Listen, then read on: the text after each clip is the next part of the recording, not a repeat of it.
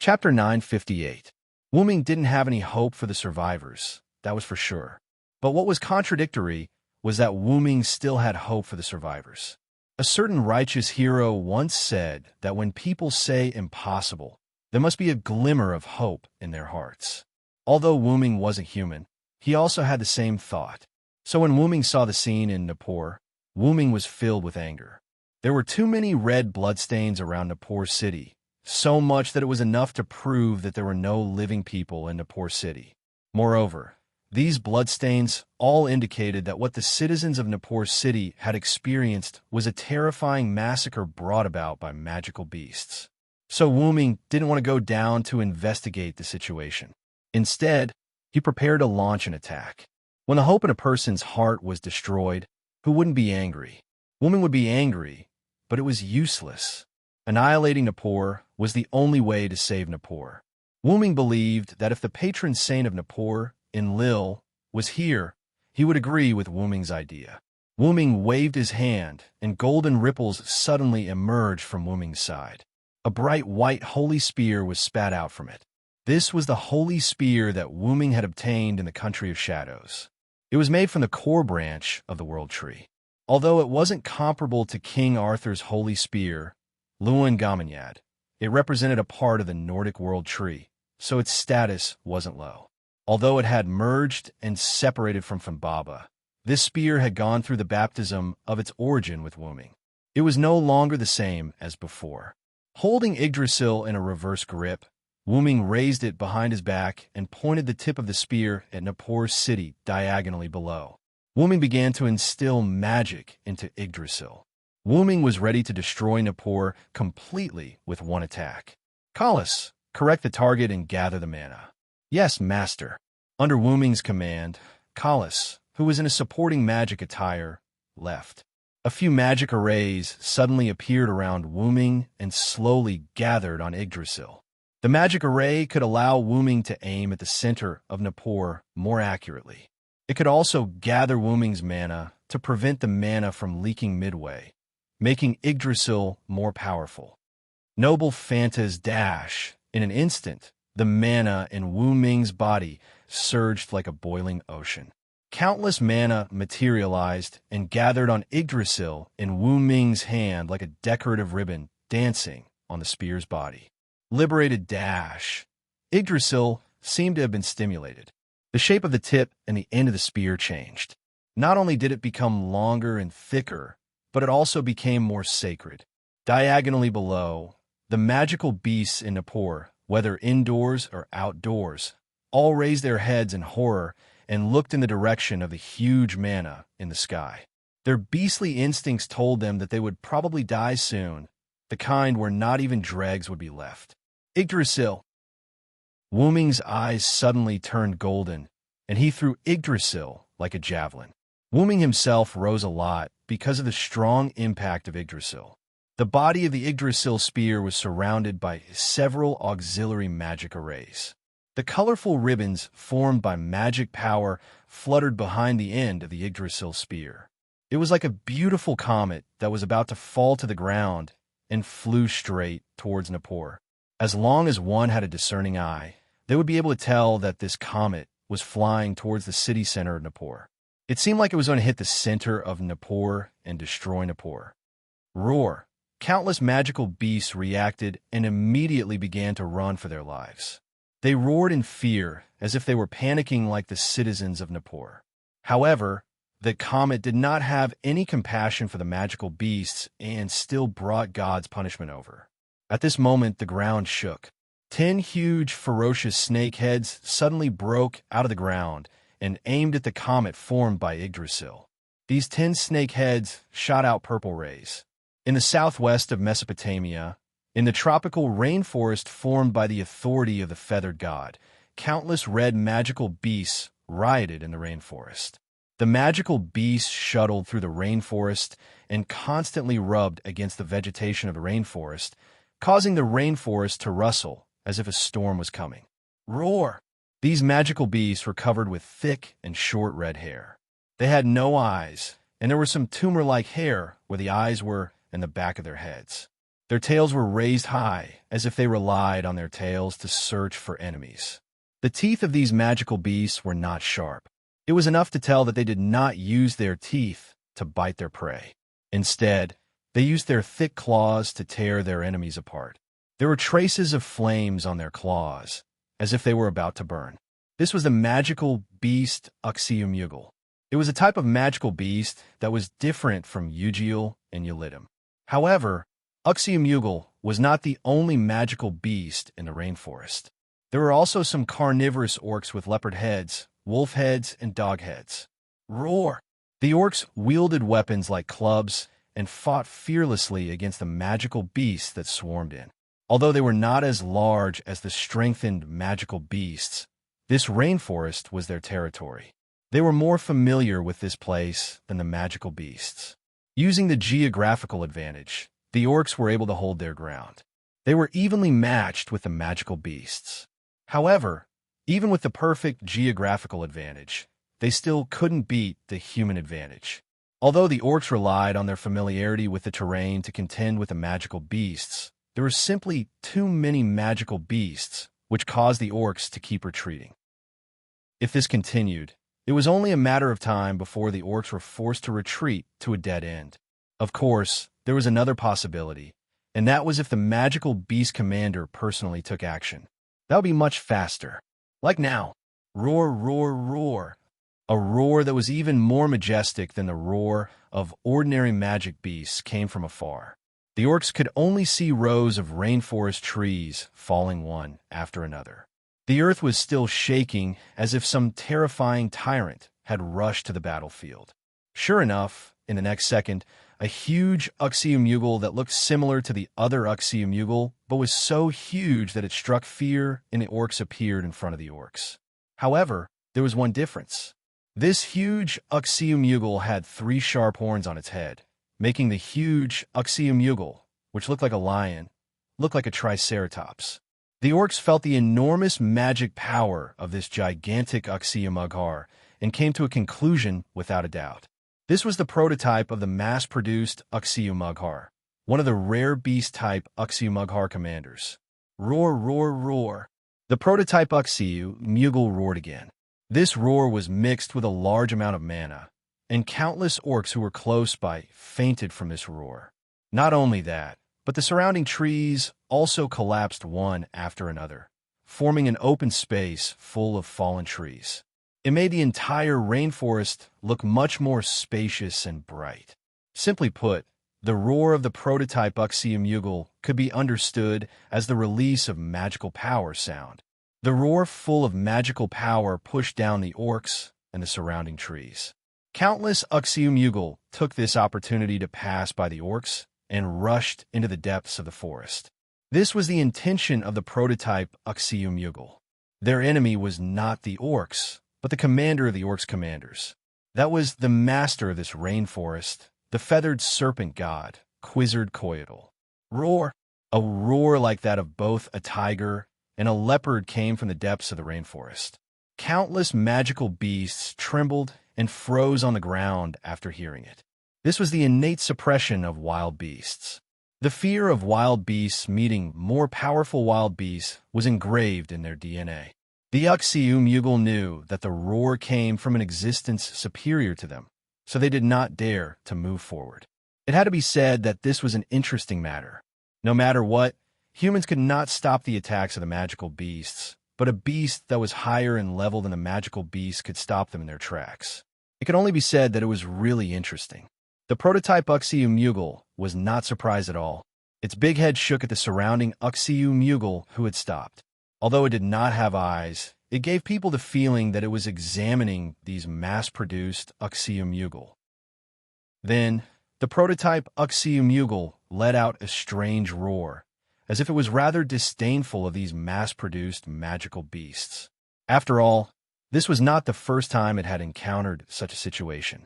It had led these mass-produced magical beasts to raid the rainforest several times before. Almost every time, these mass-produced Uxeumugil would be frightened by the roar that sounded like both a tiger and a leopard. Although it could force these mass-produced Uxeumugils to move again, As the original Uxium really didn't want to see them in such a useless state anymore. At that moment, it no longer cared about these mass-produced creatures. Anyway, it could deal with the existence that let out that sound like both a tiger and a leopard by itself, so it might as well say that it had fought with the other party several times already. Just as the prototype Uxium was pondering, a yellow-striped humanoid creature suddenly jumped from the trees in the dense forest towards the prototype Uxium. The toy-like claw spear in its hand flashed dangerously as it viciously stabbed at the prototype Uxium. Roar! As the prototype Uxium roared, the claw spear that flashed dangerously did not hit the Uxium body. Instead, it hit the three horns on the Uxium head. Clank! The sound of clashing steel resounded in the surroundings, causing the mass-produced Uxium, who were originally frightened, to collectively tremble. They slowly and carefully retreated, as if they were giving way to the leopard man and the prototype Uxium to fight. That's right, the one who let out that sound like both a tiger and a leopard was the leopard man, who was dressed strangely and looked like a cosplay. She was also the commander of those orcs, and the feathered serpent god Quetzalcoatl was her commander.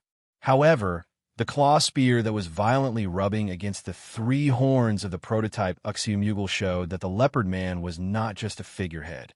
It showed that she had god-level strength and was comparable to Tiamat's direct descendant, the 11 Sons, one of the commanders of the magical beasts, Uxium. But at this moment, Uxium let out a mocking sound, which made the leopard man, who was close by, rather angry. Damn it!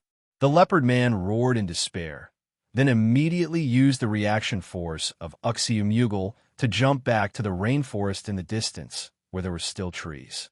Then, the leopard man hung the claw spear in her hand on a book, opened her hands, and placed them on her cheeks, and shouted at the sky. Cooker, I can't beat it. Come and help me. That's right, the leopard man was actually unable to beat Uxium. They seemed to be evenly matched, but that was only because Uxium was not serious. In fact, when Wuming returned, Uxium had been here for a long time. At that time, one of the commanders of the magical beasts, Yelidim, had actually come to support Uxium, not to attack. When Wuming and Gadatsi came to the southern jungle, the reason why they did not see Quetzalcoatl was because Quetzalcoatl was busy dealing with Uxium. The reason why the leopard man, who had led the way for Gadatsi and the others, left after bringing Gadatsi and the others here was because he needed to help Quetzalcoatl deal with Uxium. As for telling Gadatsi and the others, don't even think about it. Although the leopard man was not stupid, the leopard man's brain circuit was different from ordinary people and even ordinary servants. It was very similar to those berserkers. It was already good enough that she could go back to support Quetzalcoatl. It was basically impossible to expect her to report the information. If Wuming was there at that time, maybe she could ask. Unfortunately, Wuming was not there at that time. When Wuming and Gadatsi met up, the leopard man had already left. Moreover, because Uxium, one of the commanders of the magical beasts, attacked the southwest part of the jungle, which was quite a distance away from Wuming and Gadatsi. So, whether it was Wuming or Chaldea, they did not notice that Uxium, one of the commanders of the magical beasts, was constantly attacking the jungle. At that time, the information that Merlin had obtained from Yelidim's mind was incomplete. As a result, the original Uxium, one of the commanders of the magic beasts, had been staying near the southwest part of the southern forest to harass and attack the forest.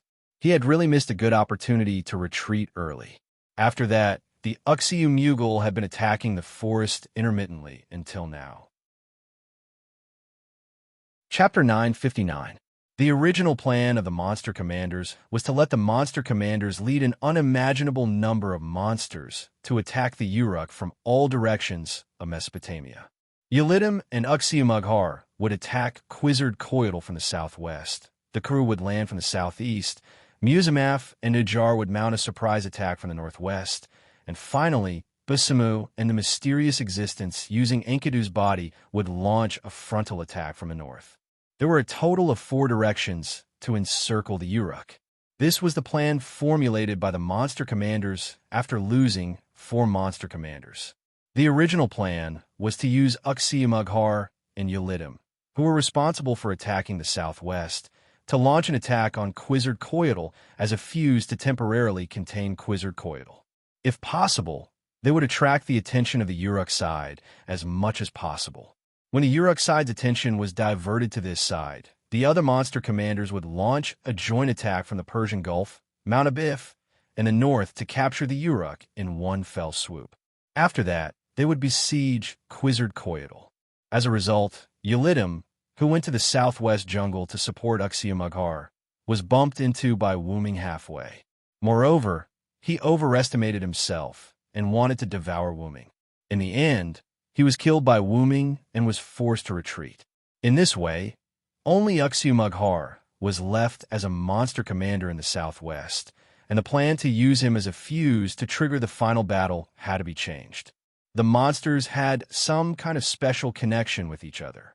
If any monster commander died, the other monster commanders could sense it. The reason why the 10 servants in the previous decapitation operation were discovered so quickly was precisely because of this. In short, after Yelidim died, the monsters immediately changed their plan. They let Uxie-Mughar continue to contain Quetzalcoatl, and let Muzamaf and Ujar's monster army cross the mountains and go straight to the Uruk. At that time, the monsters in the north and the Persian Gulf could still temporarily ignore Quetzalcoatl and take down the Uruk. However, at that time, Muzamaf and Ujar encountered Ishtar, who was pulled into the group by Wuming. After being replenished by Wuming's command spell, Ishtar, who was full of resentment, activated her noble phantasm and directly bombarded the monster army to the point that not even ashes were left. The 2 monster commanders, Muzamaf and Ujar, also fell into the underworld.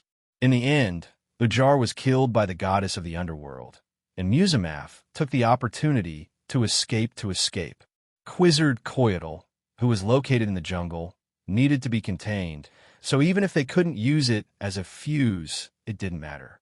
However, if Ujar and Muzamaf failed, it would really be a big crisis. Ishtar's golden star explosion penetrated the underworld and directly became impassable. On the other hand, the monsters in the Persian Gulf were weak, and as a fuse, it seemed a bit unreliable and easy to be targeted by the humans. As a result, after a long time, they could only continue to attack from the north. When the monsters in the north were ready to attack, the monsters in the Persian Gulf also moved at the same time. After all, even if they couldn't surround the Uruk from all directions, attacking the Uruk from the north and the south at the same time was also a good choice. As the saying goes, the worst thing in a team battle is to lose the backline.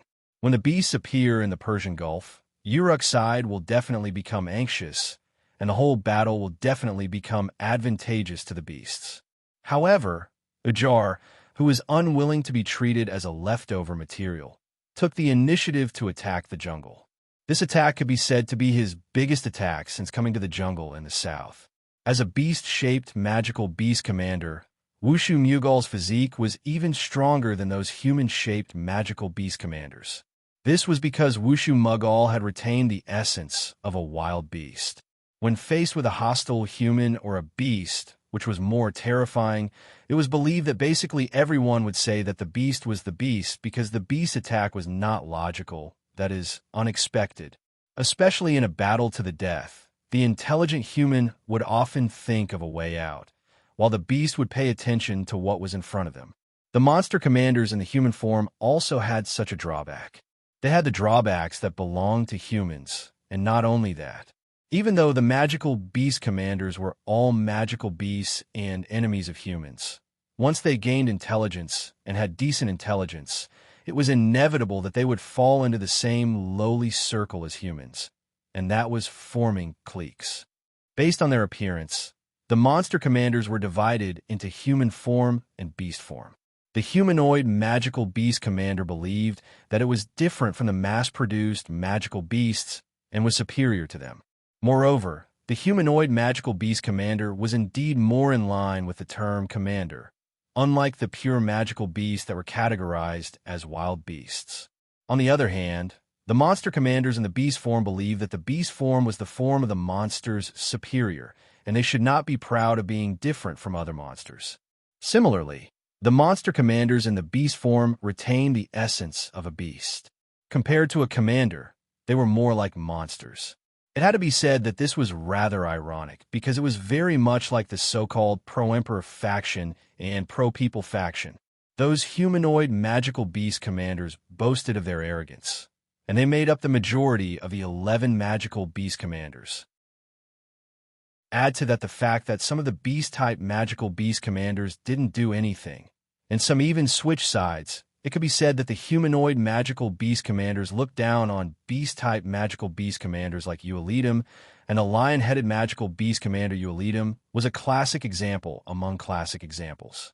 The kobold Uelitum had overestimated himself and wanted to devour Wuming. The lion-headed Uelitum had also thought that the goddess of the underworld would not be able to do anything to him, but in the end, they had both been killed. Their deaths were caused by the common flaw of the monster commanders in the human form. Wuming's multiple spells did not kill Uelitum, and Ereshkigal also had to expend some effort to kill Uelitum. From this, it could be seen that the two of them were indeed quite capable. If they had been more careful, they might not have left so easily. When they evolved into human form, they also inherited the weaknesses of humans. Arrogance, conceit, self-conceit, thinking that they had done something, and so on. And it was precisely these weaknesses that harmed them. Uelitum and Uelitum were the best examples. As for the fact that they looked down on the beast form magical beast commanders, although they didn't show it, all the magical beast commanders were well aware of it. Moreover, the best example was the reason why Wushio Mughar had brought those brainless mass-produced Wushio Mughar to the southwest border alone to deal with Quetzalcoatl. It was obvious that Uelitum had been isolated. Chapter 960. As for the fact that they looked down on the beast form demonic beast commanders, although they didn't show it, all the demonic beast commanders were well aware of it.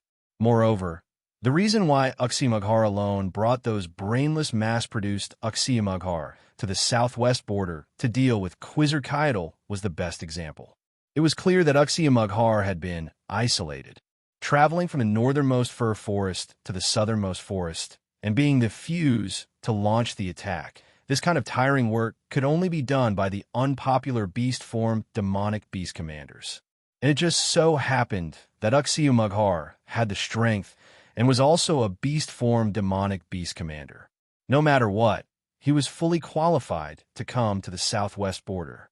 But Uxie-Mughar probably didn't have good intentions for rushing over.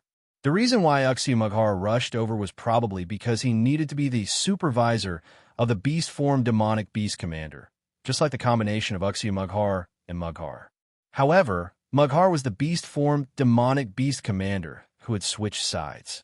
Although he didn't express it clearly, Musamaf, who was also a beast-type magical beast commander, had the intention of defecting to the side of the human-type magical beast commander. This made Uxie-Mughal, who had noticed this, feel extremely displeased. This was enough to show that the beast form demonic beast commander's camp was far inferior to the human form demonic beast commander's camp. Not only that, the reason why Mughar and Hughar led their mass-produced Mughar and Hughar to raid the Uruk was also because of the instigation, sarcasm, and ridicule of the human form demonic beast commanders. The main purpose of this matter was to test the fighting strength of the Uruk. Apart from that, it was also to make the beast form demonic beast commanders sacrifice one of their members, thus weakening the strength of the beast form demonic beast commanders.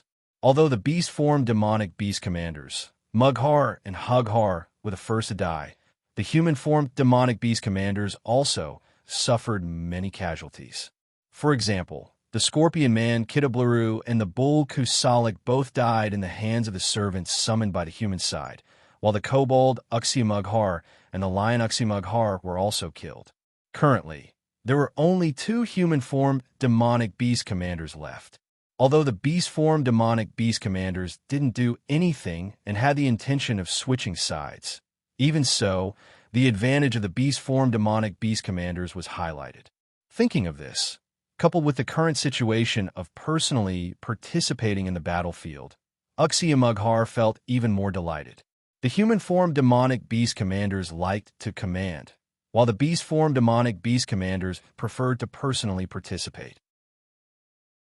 Uxie and Hughar and Ugger and Wooming's attacks were probing attacks first. Hughar. If it were Uxie, he would definitely choose to ambush and kill Hughar at the right time, unlike Uxie.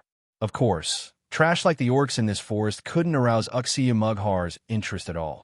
Only existences like the Leopard Man could slightly arouse Uxie interest. As for the feathered serpent god, Quetzalcoatl, Wuxiu was even more interested in him. Quetzalcoatl was an opponent who was on par with him, or even stronger than him. But this didn't mean that he would be killed in an instant. He had fought with the Quetzalcoatl several times. Although he retreated first every time, he gradually became familiar with Quetzalcoatl's attacking style. The Quetzalcoatl goddess possessed strength that wasn't inferior to the mother goddess. Her fighting style was also as wild as a beast's. But that wasn't important. In short, the wildness of the human body was vividly displayed by the Quetzalcoatl goddess. At this thought, Uxie blood couldn't help but boil. Roar, roar, roar. Uxie once again let out a roar filled with magic. This was a declaration of war against the enemy. And the wild-natured Quetzalcoatl goddess, Quetzalcoatl, naturally couldn't ignore Uxie declaration of war. Whoosh, whoosh, whoosh. An object that Uxie couldn't see clearly spun and whizzed towards Uxie. However, Uxie didn't need to see it. He had fought with Quetzalcoatl several times before, so even if he couldn't see it, he already knew what it was. It was Quetzalcoatl's weapon. Clang! Uxie caught it with the 3 horns on his head and stuck it firmly in the middle of his 3 horns. After all, this was an old opponent, so he wouldn't be hit by this move again. But then, another blurry existence flew over. It was an existence even bigger than the weapon. It was a human figure. It was Quetzalcoatl. Quetzalcoatl's foot landed hard on Uxie head, and it happened to hit Quetzalcoatl's own weapon. The powerful impact instantly kicked the handle of Quetzalcoatl's weapon, which was stuck between Uxie 3 horns. This kick caused the atmosphere to tremble, and Uxie couldn't help but kneel down. Boom! Taking advantage of Uxie temporary powerlessness, Quetzalcoatl instantly picked up her weapon and jumped back to the Leopard Man's side. Uxie slowly stood up from the extremely short period of powerlessness. This bit of damage wasn't enough to cause the slightest bit of damage to his powerful body. Crack! But at this moment, one of the 3 horns on Uxie head made a cracking sound. This stunned Uxie. Then Uxie horn broke and fell to the ground in front of him. After fighting with you so many times, I more or less figured out your fighting style. Quetzalcoatl said to Uxie in a lively and cheerful voice like a big sister next door. Uxie and Quetzalcoatl had fought a few times, and similarly, Quetzalcoatl had also fought with Uxie before. This was something that anyone could figure out. Since Uxie could analyze Quetzalcoatl from these few fights, there was no reason why Quetzalcoatl couldn't analyze Uxie, right? And this time, Quetzalcoatl broke Uxie horn because of Quetzalcoatl's analysis of Uxie. But this time, Uxie was completely furious. Chapter 961. Uxie body was quite tough. No matter how Quetzalcoatl hammered and wrestled, she could not cause any obvious damage to Uxie because his body took all the hits. This was the strength of a demonic beast commander. Their physical fitness was ridiculously high. As a beast-type demonic beast commander, Uxie physical fitness was even higher than that of other humanoid demonic beast commanders. If it had to be expressed in terms of data, Uxie durability might have reached the EX level. However, although Uxie could withstand Quetzalcoatl's attacks, the pain was still transmitted to his mind. Being able to withstand hits did not mean that it did not hurt. These were two different things. As one of the three goddesses, although Quetzalcoatl's attacks could not directly cause harm to Uxie-Maghar, who had an extremely high physical fitness, she could indirectly cause harm to him. It was precisely because the indirect damage accumulated to a certain extent that Uxie-Maghar retreated. While Quetzalcoatl's attacks did not have much effect on Uxie-Maghar, Uxie-Maghar's attacks did not have much effect on Quetzalcoatl because he really could not catch up to her. Coupled with the terrain of the rainforest and his high agility, Uxie-Maghar, who was constantly under attack, was the first to retreat every time. But both sides could not afford to waste time like this. Whether it was Uxie-Maghar or Quetzalcoatl, both sides were looking for each other's weaknesses. The first to act was Quetzalcoatl. Since she could not cause harm to Uxie-Maghar's tough body, she would attack the less tough parts. Quetzalcoatl aimed at the three horns on Uxie-Maghar's head. The three horns of Uxie-Maghar, who was known as the Triceratops, were naturally not ordinary horns. Whether it was in terms of sharpness or toughness, they were comparable to the so-called divine weapons, just like Quetzalcoatl's weapon, Machana. But there was a principle that Uxie-Maghar did not understand, and that was the so-called overly tough makes it easy to break. Coincidentally, Quetzalcoatl understood this principle. Quetzalcoatl used her own weapon, Machana, in combination with her wrestling skills. Through the contrast of using softness to overcome toughness, she successfully kicked one of Uxie-Maghar's horns off.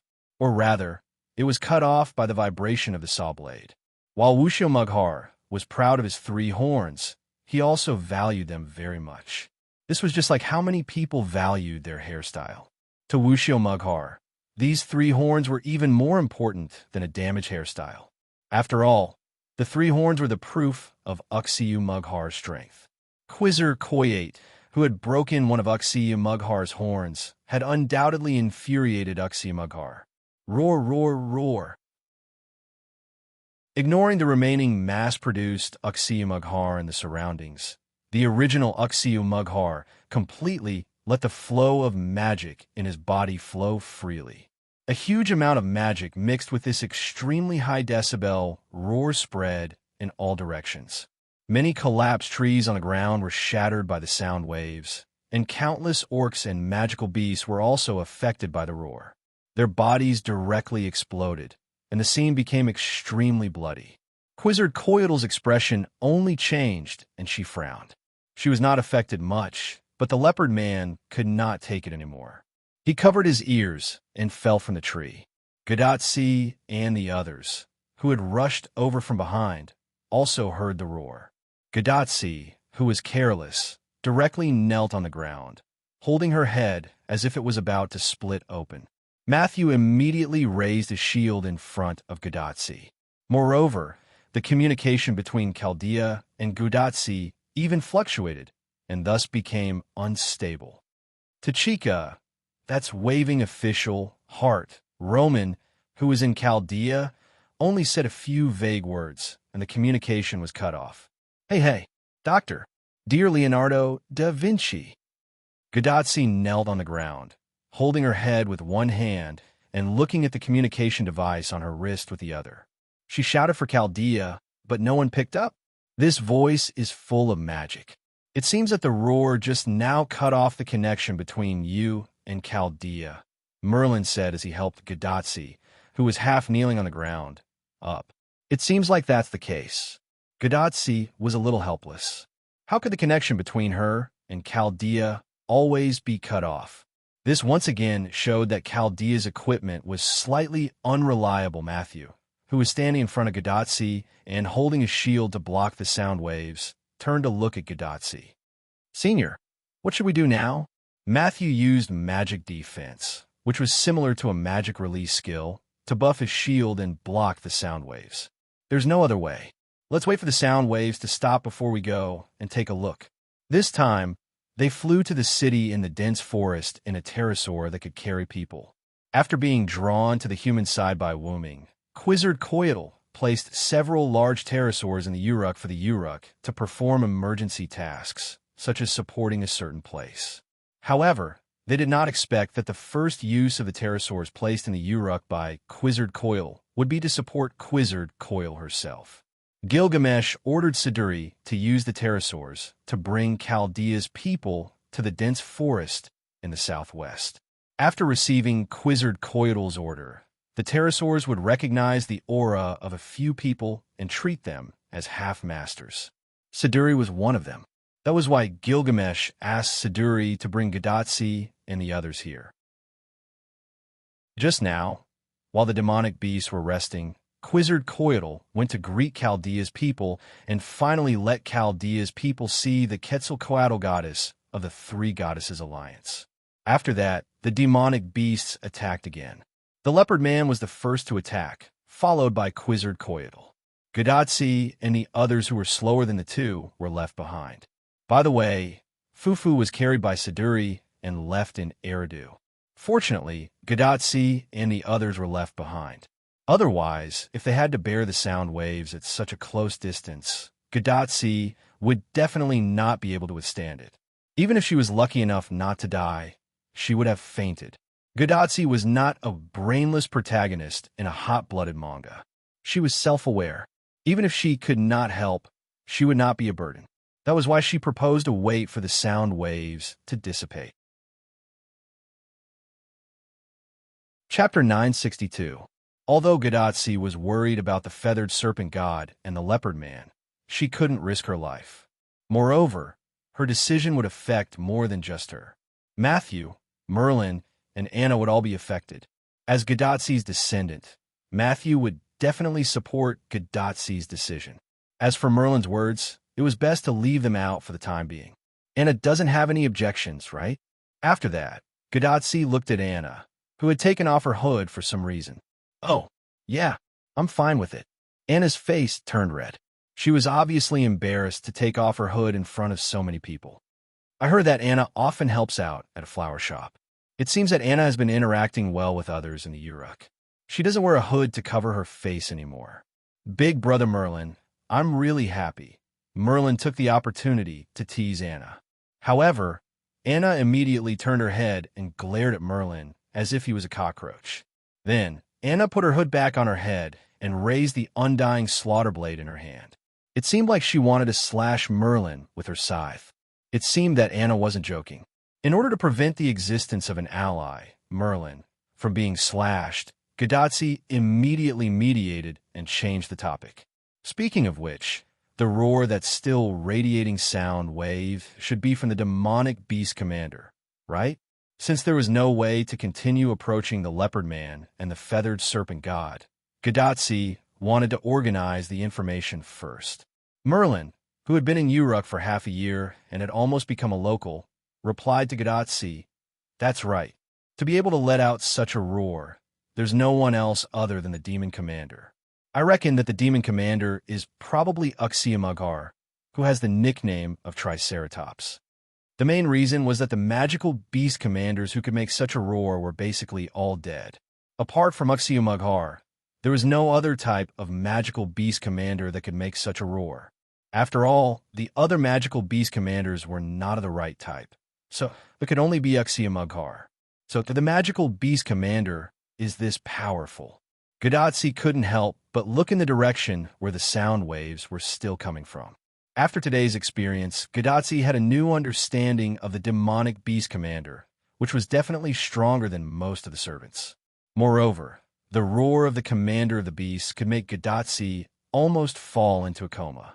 If the commanders of the beasts attacked the North Wall together, then would the North Wall be able to persist until now? Gadatsi had such doubts. Merlin, who saw the doubts in Gadatsi's eyes, acted as a caring big brother. "Indeed, this is very strange for you, Fujimaru." Walking to the side of the clean ground, Merlin sat cross-legged with the staff in his hand, and then continued to speak. "So, Fujimaru, what do you think is the ultimate goal of the beasts? Who is the enemy of the beasts? Isn't it to destroy the humans and seize the Uruk's holy grail?" Gadatsi didn't think and directly blurted out.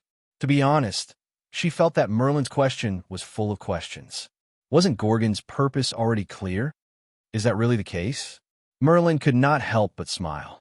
So, if the humans are wiped out and the Holy Grail in King Gilgamesh's treasury is in their hands, will Gorgon really win? Is it not? Gadotsi was completely confused. Wasn't Gorgon's purpose to destroy the humans? Destroy the humans of this era and seize the Holy Grail in Gilgamesh's treasury. In this way, the reason of humanity will be destroyed. However, at this moment, Anna suddenly spoke. The other two goddesses will not allow Gorgon to do this.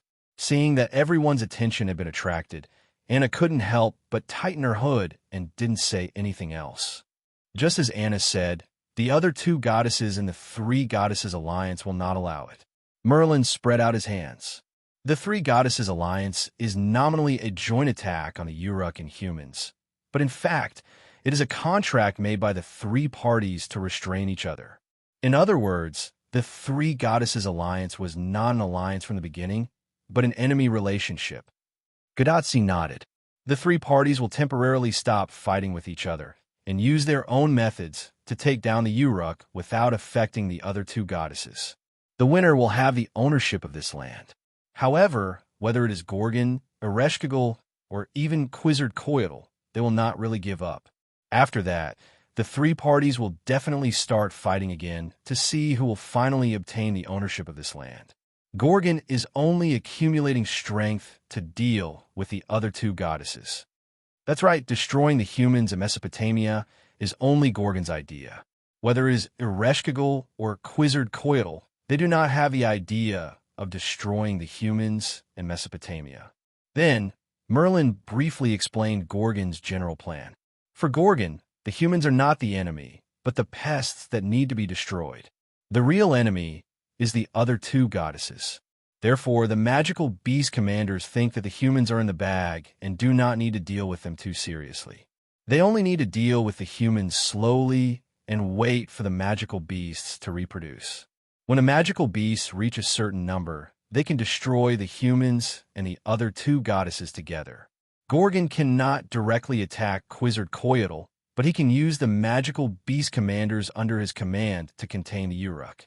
After that, when the other magical beast commanders break through the Uruk and obtain the Uruk, the contract of the three goddesses will naturally collapse. At that time, Gorgon will naturally besiege Quetzalcoatl with several magical beast commanders, and the Quetzalcoatl will definitely be in the bag. As for Ereshkigal, she can't leave the underworld at all. She can be dealt with last or not at all. Anyway, Gorgon's purpose is to destroy Mesopotamia. If Ereshkigal can't come to the surface to affect her, then Gorgon will not care at all. She only needs to destroy the humans on the surface. That's about it. Merlin nodded with satisfaction at his speech. Wait a minute, Mr. Merlin. Matthew, who was still carrying the shield, could not help but turn his head to look at Merlin. It can't be helped. Merlin's speech is too shocking. How do you know about the magical beast plan? Chapter 963. Gadotsi grabbed Merlin's neck and made a sound full of surprise. Let go. It's broken. It's going to break. Merlin rolled his eyes.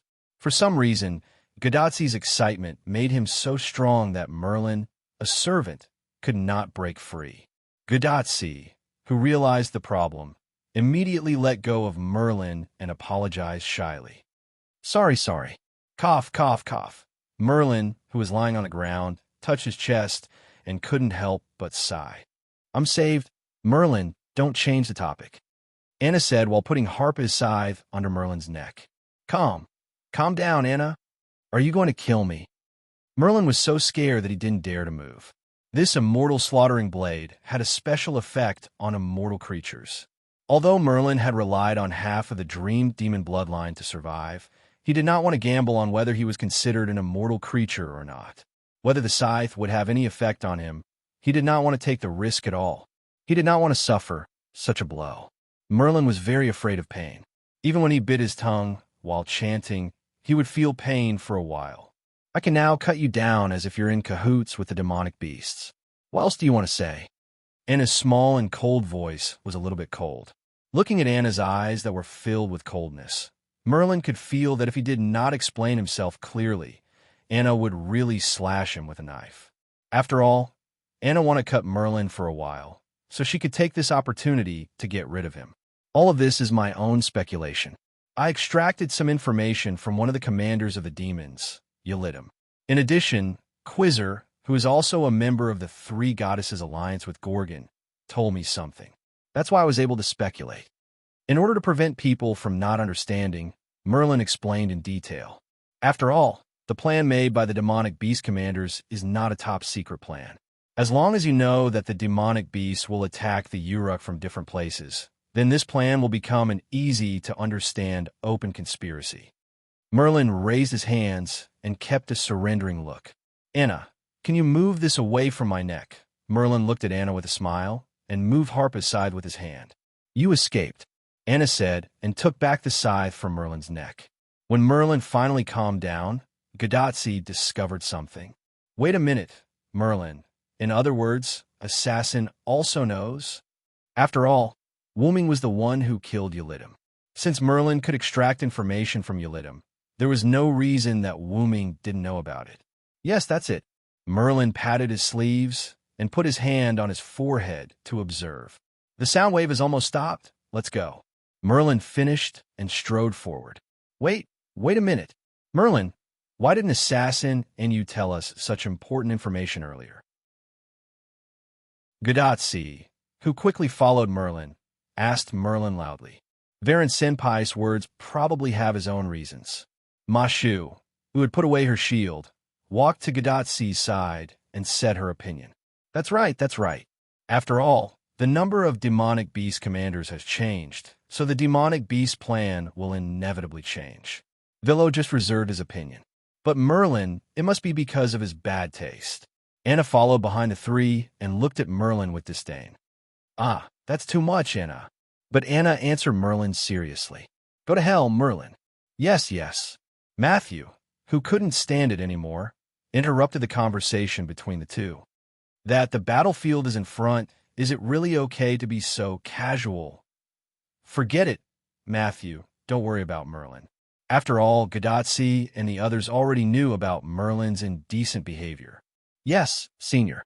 But I don't know how Assassin and the North Wall are doing now. I'm so worried. Miss Gadatsi, who was distracted after saying that Merlin was indecent. At that moment, Matthew could only remain silent. But that feeling of helplessness filled Matthew's face. This way, there really isn't a problem, right?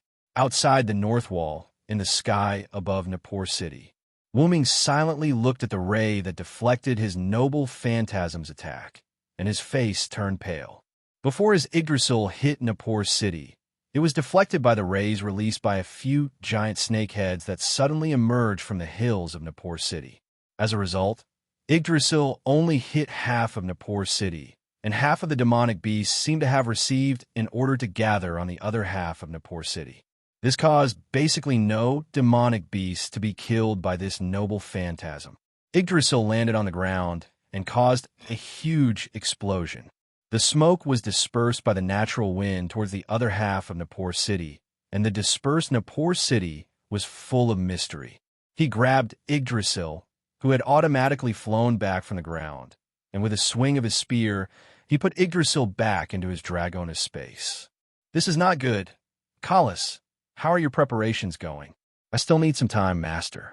Hearing Kalas's words, Wuming gave up on a certain idea. If that's the case, let me think of a way to get through this by myself. The difficulty that Wuming was talking about was the few huge snakeheads that had shot Yggdrasil's ray that deviated from its course. Wuming had seen those snakeheads before. They were formed by Gorgon's hair. Wuming had been in close contact with Gorgon last time, so he definitely would not be mistaken. An ethereal voice like that of a god echoed in the sky, as if it came from all directions. Wuming clearly recognized that the voice came from Nippur City below. It was just that the other party had used magic to make the voice sound like it came from all directions. However, Wuming was very confused about the voice. From the sound of it, it seemed to be Gorgon's voice, but Gorgon would not make such meaningless shouts. Gorgon, Just half a year shouldn't be enough for you to recover from your injuries. After all, Gorgon said that she would not step out of her blood shrine until she recovered from her injuries. Wuming was also very clear that even if Gorgon had the Holy Grail, it was impossible for her to recover from her injuries in such a short period of time. This was because the injuries that Wuming inflicted on Gorgon were caused by his origin force. For Gorgon, who had the origin black soil, Wuming's attack went deep into his bones. The magic provided by the Holy Grail that Gidia created was not enough to heal him. If that was the case, why did Gorgon come here? Why did he make that song-like sound? Chapter 964. Gorgon wouldn't lie to herself. Even if she was a magical creature, she wouldn't go back on her words. It should be said that it was because she was a magical creature that she wouldn't go back on her words. In the stories of people and things outside of humans, the ones who would go back on their words were usually the humans, which was quite ironic. Moreover, Gorgon had now inherited Tiamat's authority. She was now the goddess of magical beasts, and this identity wouldn't allow Gorgon to go back on her words. This had already escalated to a matter of dignity. What's the matter? We've had a death match before. Aren't you prepared to come out and meet this old friend of yours? However, Gorgon didn't react at all, as if she didn't hear him. In that case, Wuming said and raised a hand. For victory, come to me quickly. Undying sun, please bestow upon me a shining steed. Horses with enough intelligence, bring me the light wheel that symbolizes your master. Wuming immediately used his authority, the incarnation of the sun. A scorching fireball suddenly appeared on Wuming's palm, then suddenly expanded. The originally palm-sized fireball instantly became dozens of times larger, and the massive magic power it emitted made one wonder if there was a holy grail stuffed inside. At that moment, Wuming, who was holding the sun, also appeared rather small. Since you're not coming out, then let me invite you out. Wuming exerted strength from his waist, and the hand holding the sun instantly swung downward. The sun in that hand was controlled by Wuming's telekinesis and fell to the ground extremely slowly. Why do you have to land slowly? Because Wuming wanted to see how these magical beasts would meet their end. Tsk is KTSK. Like a heavenly fire descending to the world, the bizarre temperature of the sun scorched the ground, causing it to dry up and crack open. Even the magical beasts directly collapsed to the ground, emitting an unknown gas all over their bodies. Their bodies gradually shriveled and burned, and they couldn't be more dead. Paralysis was due to the high temperature. The unknown gas was due to the aroma of meat emitted by the high temperature. The shriveled body was due to the evaporation of the moisture in the body by Wuming's sun. The burning was due to the extremely dry fur spontaneously combusting in the extreme heat. Even the smoke caused by Yggdrasil's explosion was quickly disappearing. Gradually, the city that was dyed red by the high temperature and began to burn gradually revealed itself. Because there were no longer any human beings in Nippur, and there were no signs of human habitation nearby, Wuming infused the incarnation of the sun with a lot of magic power. When there was no one around, and he did not care about the gains and losses, Wuming could totally unleash his ultimate move, just like what he did to Yulidum back then. This was also the reason why Wuming wanted to come alone. In an instant, the entire city of Nippur became a city of flames. This reminded Wuming of the burning city of Winterwood, where he met Gadatsi and the rest. The smoke disappeared completely. Apart from the flames, there was nothing else in the entire city of Nippur. Gorgon was also nowhere to be seen, leaving only a few holes on the ground. It was obvious that Gorgon had only revealed his head that was full of snake heads, and his real body was still underground. Since you don't want to come out, then I don't have to worry about it. Wuming snorted and removed the control of the sun incarnation. Suddenly, the entire sun incarnation turned into a meteor that was about to fall to the ground. In the next second, the meteor fell, and Nippur finally fulfilled Wuming's wish and exploded. Boom! Flames completely covered Nippur, and the city that was originally built on hills was now completely flattened. Much of the land had even turned into magma due to the high temperature. The loud explosion carried a strong, penetrating force, as though it could penetrate one's ears. However, Wuming, who was in the range of the explosion, did not even blink. He silently looked at the completely transformed Nippur that was covered in flames and magma. Although his sun incarnation was indeed powerful enough to be used as a trump card, Wuming did not think that Gorgon would die under this move. Otherwise, Gorgon would be too easy to deal with. As expected, Gorgon's strange screams came from the magma and flames again. However, as though it was a counterattack, the screams this time were filled with magic. The magma exploded, the flames were extinguished, and thick smoke billowed into the air. "You're out." Wuming calmed himself down. However, in the next second, several silver-white chains rushed out from the thick smoke. Clang! Several chains with silver wedges at the end swept toward Wuming at a speed faster than the naked eye could see. However, these silver-white chains were greeted by silver-white chains with specks of gold. Clang, clang, clang, clang, clang. The ends of the chains with specks of gold also had wedges in the same shape as the silver chains. The wedges collided directly with the wedges, and a crisp sound was transmitted from the wedges to the chains for a long time. These chains with specks of gold extended from Wuming's arm. Wuming's arm that originally had nothing on it was now wrapped with a golden chain. At the same time, golden ripples appeared around Wuming, and several golden chains extended from it, including the one on Wuming's arm. The number of golden chains was exactly the same as the silver-white chains that attacked him. The silver-white chains paused in the air for a moment, as though their users were stunned. Then, several silver-white chains turned into golden particles and dissipated, as though they were abandoned after being used up. This was quite similar to Gilgamesh's fighting style. At the same time, the chains that extended from the golden ripples around Wuming were also retracted. Whether it was Enkidu's automatic attack or the golden ripples around Wuming, they were all Enkidu's own ideas. Wuming didn't interfere at all. "Enkidu, are you okay?" Wuming, who had already guessed who attacked him with the chains, was rather worried about Enkidu. After all, in a sense, Enkidu was fighting with him just now. That's right, the silver-white chains that attacked Wuming just now were the fake ones that Wuming saw when he left the arena last time. The fake Enkidu who stole Enkidu's body. Clang, clang, clang. Enkidu didn't say anything.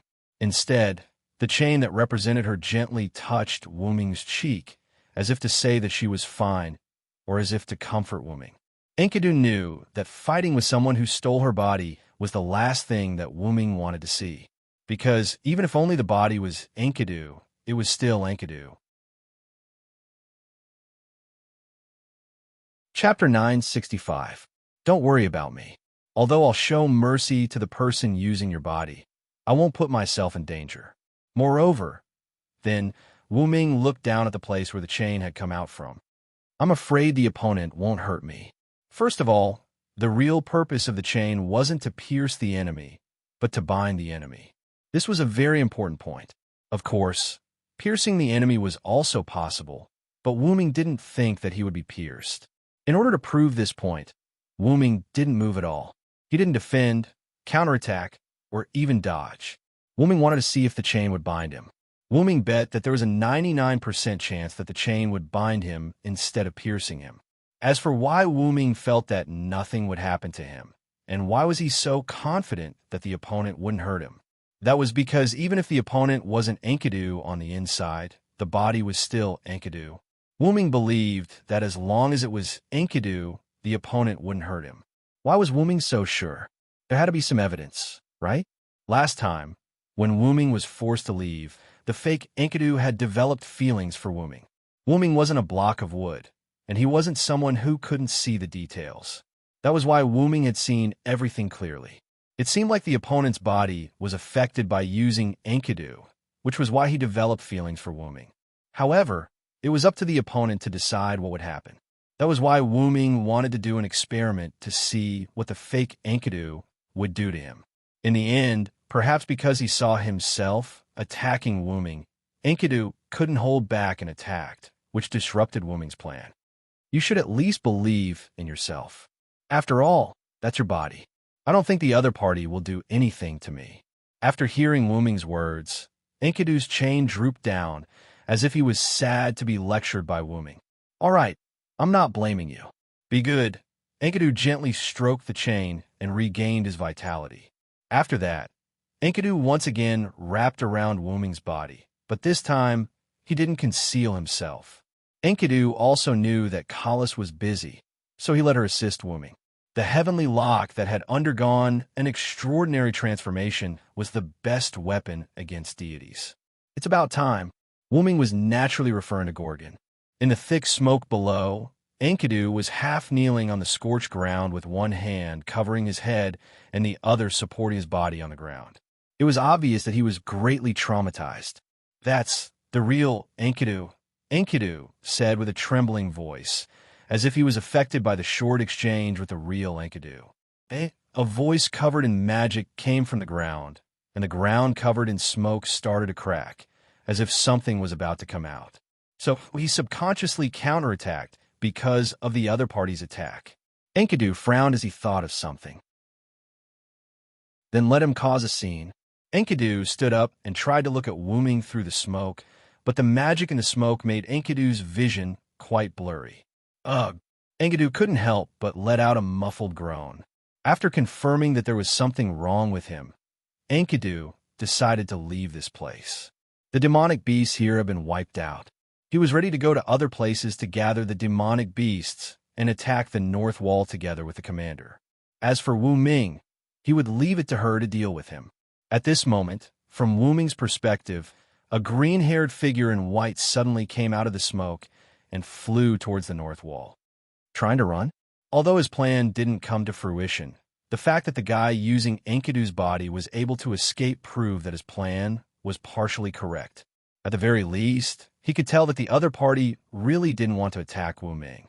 But how could Wu Ming just watch Enkidu leave? Immediately, Wu Ming increased his telekinesis to control his body and tried to follow Enkidu. However, an attack came out of the smoke. A black ray of destruction was shot out. Luckily, Wu Ming stopped in time, or else he would have been hit. It's different from the previous ray. The purple ray that stopped Wu Ming's sun transformation was different. This time, the black ray made Wu Ming feel very dangerous. It's the ray of the demon eye of petrification. Last time when Wu Ming fought with Gorgon, Gorgon's magic eye of petrification was ineffective against Wu Ming after he revealed his true form. Now, Wu Ming's spiritual base wasn't as strong as it was when he revealed his true form. If he was hit by this ray of petrification, he would gradually turn into stone, but the speed would be as slow as a curse. Moreover, the ray shot out by Gorgon's magic eye of petrification not only had the effect of petrification, but it also had a great destructive power, just like the purple ray that Gorgon used before. The purple ray that was formed by pure magic had the power to shift Wu Ming's sun transformation. Although it didn't seem like a big deal, Wu Ming was very clear about it. After all, it was his own incarnation that was shifted. In Wu Ming's view, the sun incarnation that was in free fall wouldn't be shifted so easily. Gorgon used the purple ray to destroy a corner of the sun incarnation, causing the sun incarnation to shift in an unbalanced state. Obviously, Gorgon's ray had a very powerful destructive power, otherwise it would be impossible to destroy Wu Ming's attack. The magic eye of petrification, just now, was even more so. Through the petrification ray, Wu Ming could feel that if Wu Ming was hit, he would probably be knocked away. It didn't seem to be anything special, but that was only for Wu Ming. If a human was hit by that attack, they probably wouldn't even be petrified and would be completely destroyed. Really, you don't show up when you should, but show up when you shouldn't. Before, Gorgon was provoked by Wu Ming and didn't show up, but when Wu Ming was ready to chase Enkidu, she showed up again. Then, you and I will take advantage of this to decide the winner. After saying that, Wu Ming waved his hand, and several phalanxes appeared behind Wu Ming. It was the Manchala phalanx. Immediately afterward, the Manchala phalanx condensed and turned into a holy sword that looked very much like the Excalibur. This was the divine sword of salvation, the divine sword of salvation that was specially used to kill the Demon King. Today, let me see if my divine sword of salvation can kill you, Gorgon. Chapter 966. What responded to Wooming was Gorgon's strange cry again. After hearing it a few times, Wooming even felt an inexplicable sense of familiarity. And not only that, but several black petrification rays with a diameter of a few meters were also ejected from the thick fog. Wooming raised the Savior Divine Blade high. Lightning flashed on the blade of the Savior Divine Blade, and it emitted a rather strange pale light. Clang!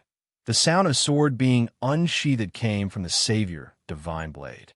Then, Wooming slashed the Savior Divine Blade at the incoming petrification rays.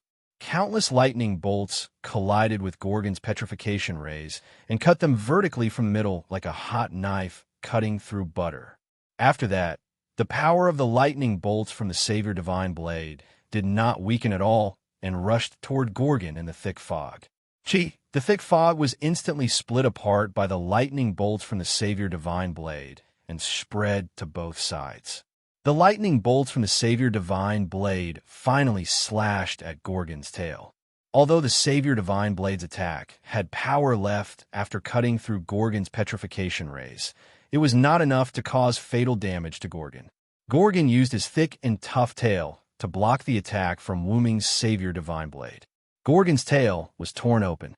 The power of the lightning bolts made Gorgon's cracked tail look like roasted meat.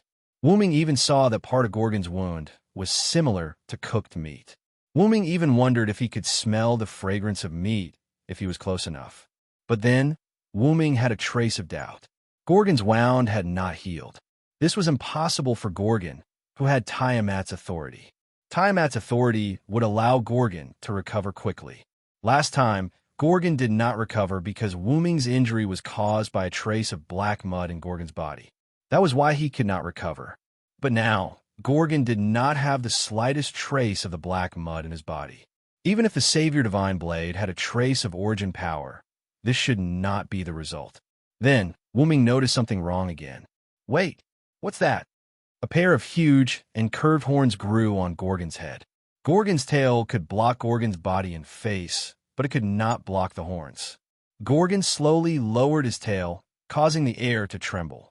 Because the thick fog had completely disappeared, a new Gorgon appeared in front of Wooming. He still had the upper body of a woman and the lower body of a snake.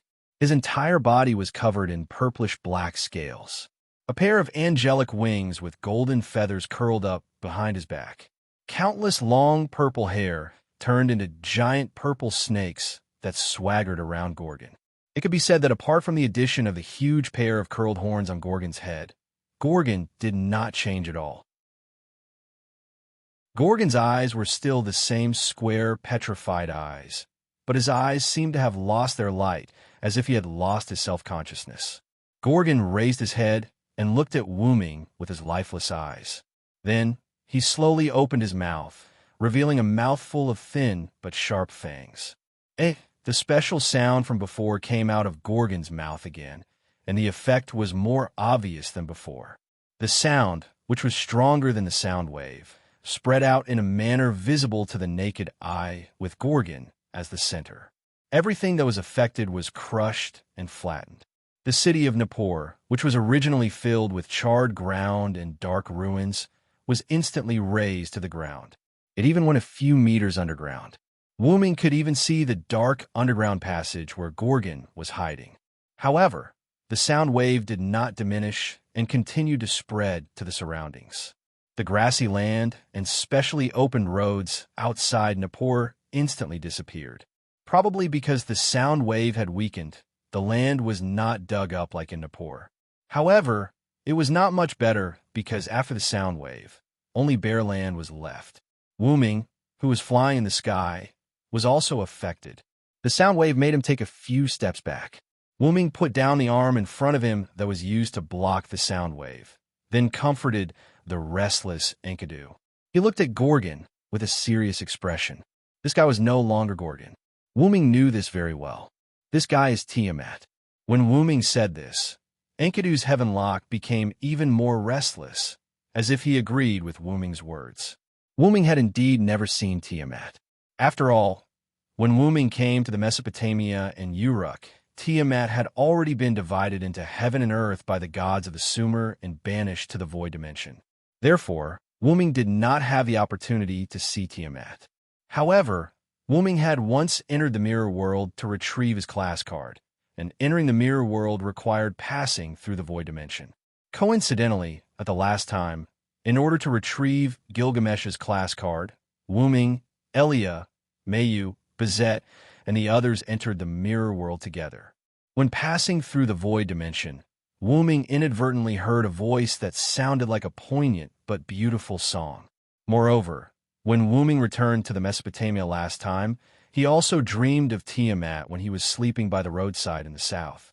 At that time, the voice in his dream was the same as the one he heard when passing through the void dimension. They were both poignant but beautiful songs. Now that he thought about it carefully, if he ignored Gorgon's mature voice, the voice that Gorgon was making at this moment could be said to be exactly the same as Tiamat's voice. So, the current Gorgon was actually Tiamat, the true goddess of the monsters. The only change that happened to Gorgon's body could prove this point. The huge pair of twisted horns on his head was obviously not something that Gorgon could have.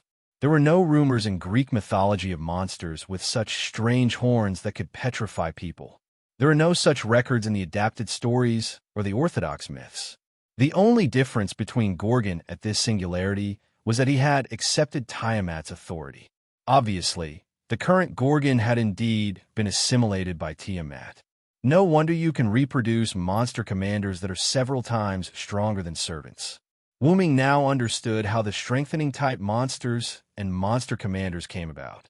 About 3 months ago, or even earlier, Gorgon, who was recuperating in the Blood Shrine and possessed Tiamat's authority, was assimilated by Tiamat's authority for some reasons that Wuming did not know.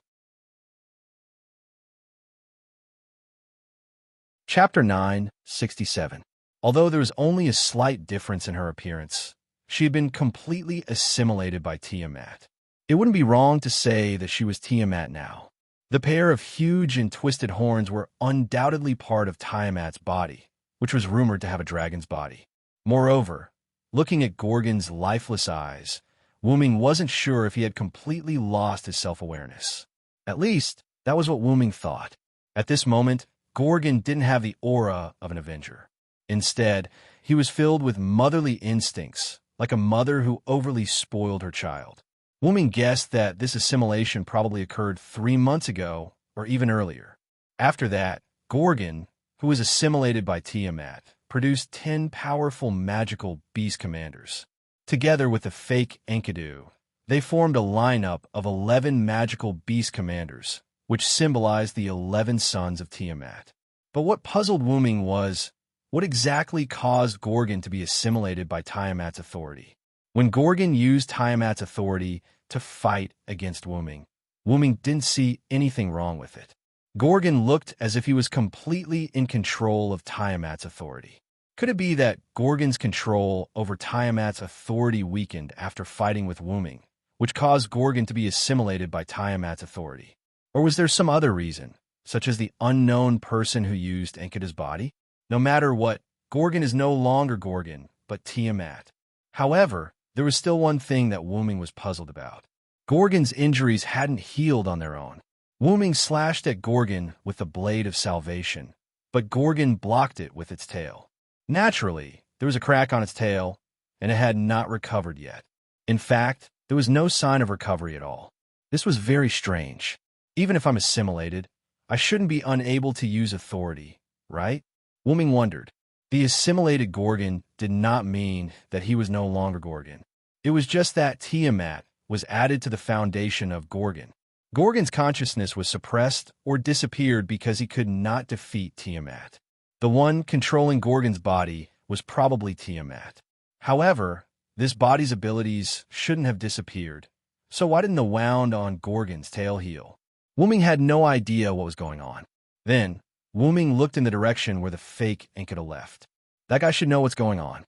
Unfortunately, that guy escaped, and Wuming was now entangled with Gorgon, who was controlled by Tiamat, so he couldn't chase after him and ask for an explanation. However, Wuming didn't have time to think about it, because Gorgon, who was controlled by Tiamat, started attacking again. As Gorgon sang, several dark purple magic circles appeared in front of Gorgon's head, or more accurately, in front of Gorgon's eyes. Then, a black ray of light shot out from the magic circles towards Wooming. Not only that, but the snake heads formed by Gorgon's hair were also brewing and shooting out the same black ray from time to time. Although these rays were not as big as the black ray of light, Wooming knew very well that these rays were petrification rays that could petrify people. Whoosh! Wooming's rapid movement caused the atmosphere to tremble. Wooming danced in the black ray of light and flew towards Gorgon below. Wooming used the Sword of Salvation to block the black ray from time to time, cut it from time to time, and dodge it from time to time. Gorgon's petrification rays did not affect Wooming at all. Since there was no time for Wooming to think, Wooming decided not to think. Isn't Gorgon unable to heal himself? So let's cut Gorgon first before we talk about it. Wooming approached Gorgon bit by bit. Gorgon's countless snake heads attacked Wooming like giant pythons that could eat a person in one bite. In the next second, Wooming's celestial lock extended, split, and lengthened, piercing or binding the snake heads. Enkidu, who had the property of restraining gods, was very effective against Gorgon's hair. Wooming, on the other hand, moved towards Gorgon's head step by step along the snake heads. Wooming used the martial arts engraved in his bones to cut Gorgon's snake heads up and down. Countless purple blood-like liquid flowed out of the snake heads. While dodging the purple blood, Wooming also paid attention to the petrification rays that were shot at him from time to time. After all, not all of the snake heads were biting Wooming. Many of them were charging up power to release petrification rays from afar. However, these petrification rays were either blocked by Wooming's Sword of Salvation or dodged sideways. As a result, Gorgon could not catch or stop Wooming at all. It could only watch as Wooming approached it bit by bit. However, it was fortunate that the snake heads killed by Wooming were in a state where they could not be restored, just like Gorgon. Otherwise, Wooming would have a much harder time moving forward. The obstruction brought by the snake heads that could be restored infinitely and the obstruction brought by the snake heads that could not be restored were two different levels. After all, if it was the latter, the number of snake heads obstructing Wooming would gradually decrease. But even if it was the former, Wooming was not afraid at all. After all, he was a warrior trained by the Queen of the Country of Shadows, Ska. Not only did he not drop his guard against the snake heads around him, but he also swam through the sea of snake heads with ease. If Musasobo Benkei and Nuwakamaru saw this, they would definitely be full of praise for Wooming's skills. Wooming's martial arts were basically shelved because of Wooming's fighting style, but this did not mean that Wooming forgot the martial arts he learned, or that Wooming did not know how to use them. How could he forget the martial arts he was trained by the Queen of the Country of Shadows, Skaha? Even now, Wooming's body still trembled slightly when he recalled the experience of being trained by Skaha. It could only be said that not being a human played a big role.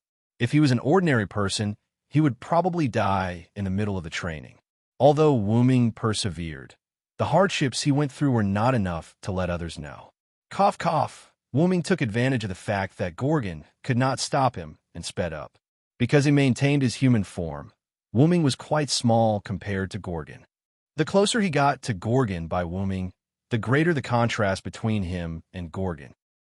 Probably a little panicked because he could not stop Wooming from advancing too quickly.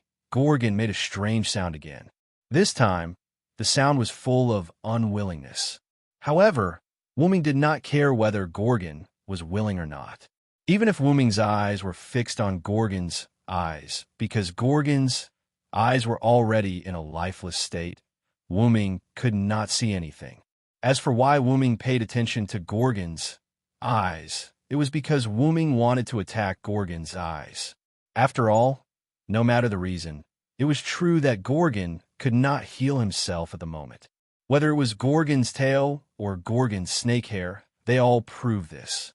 Therefore, Wooming planned to destroy Gorgon's demonic eyes of petrification first before thinking about other things. If Gorgon lost the demonic eyes of petrification, it could be said that Gorgon was a tiger without its teeth and claws. At best, it would only be a slightly bigger monster. There was nothing to be afraid of. Of course, the premise was that Gorgon had no other abilities after being assimilated by Tiamat's authority. However, Wuming did not know what exactly happened to Gorgon, nor did he know if the current Gorgon had any other abilities that Wuming did not know of. After all, the conclusion that Gorgon has been assimilated by Tiamat's authority was only Wuming's guess, although it was very likely to be the case.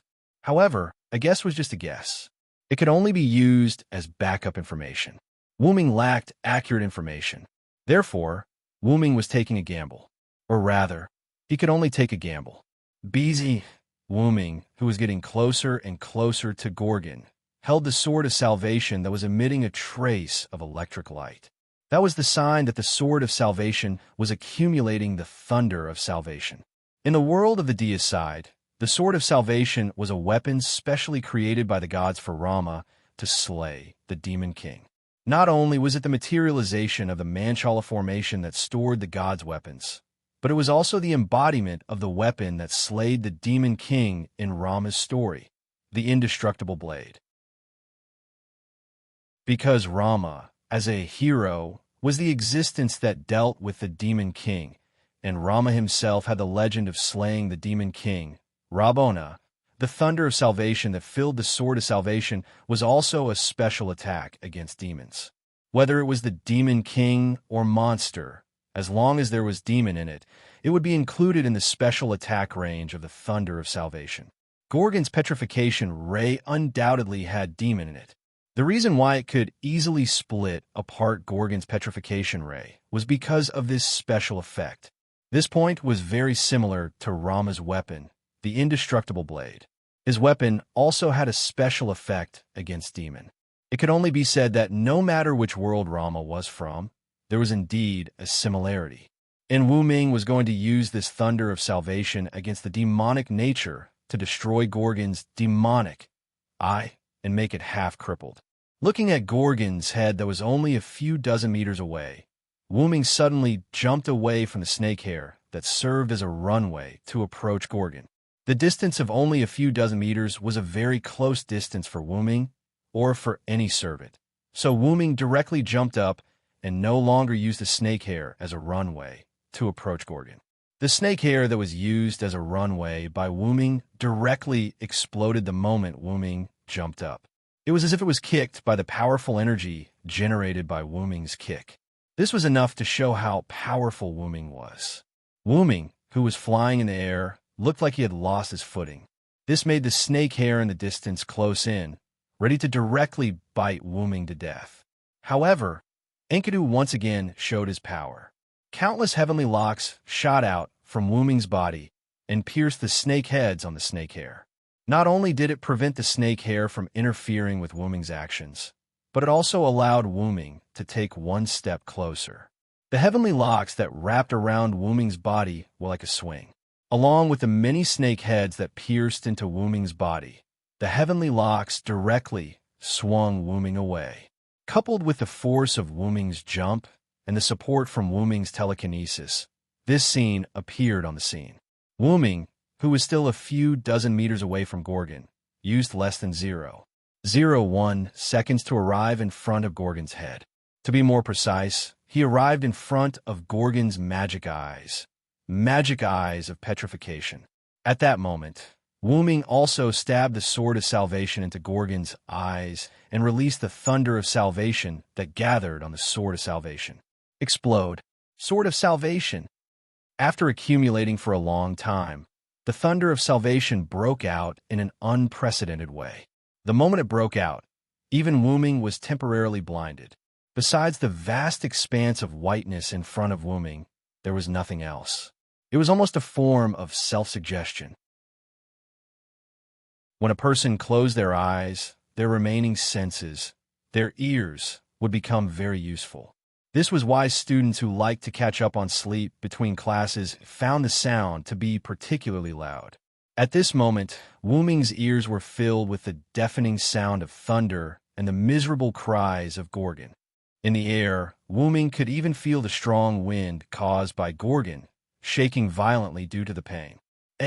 Listening to this mournful cry, Wuming inexplicably felt a trace of pity. However, now is not the time to think about this. Enkidu. Wuming, who had temporarily lost his vision, immediately shouted out Enkidu's name. Clatter! The sound of chains, accompanied by the sound of thunder and the miserable cries of Gorgon, filled Wuming's ears. At the same time, Wuming also felt the heaven lock firmly wrapped around his body. At the next moment, a different map appeared in Wuming's mind after activating his telekinesis. At the same time, Wuming, who had activated his telekinesis, also projected Gorgon's current situation into his mind. At this moment, Gorgon spread out its hands, its broken hair fluttering in the wind. It raised its head and roared at the sky. This extremely miserable scene appeared in Wuming's mind, forcibly suppressing the inexplicable pity in his heart. Wuming looked at a certain direction on the ground and instantly threw Enkidu down. The end of the heaven lock was wrapped around Wuming's body. When Wuming threw the wedge of the heaven lock to the ground, Enkidu would bring Wuming away from Gorgon. Although Wuming, who was temporarily blinded, could still see, for the sake of safety, Wuming still wanted to get away from Gorgon first. It was inevitable that the other party had other abilities that Wuming did not know about. As expected, when Wuming felt that he was being dragged to the ground by Enkidu, something new happened to Gorgon. Chapter 968. A shrill female voice came out of Gorgon's mouth, a roar filled with hatred that would make anyone who heard it tremble in fear. Not only that, Gorgon's voice no longer sounded like a singing voice. It sounded more like the voice of Gorgon's own consciousness. The maternal aura of Gorgon had completely disappeared, and the aura of hatred that belonged to the Avenger filled Gorgon once again. All of this proved that Gorgon had turned back into Gorgon. Kingu, where are you? Kingu. My eyes. My eyes. Kingu, where are you? Come back to me. Gorgon let out a terrifying roar as he covered his eyes that were bleeding purple blood with both hands.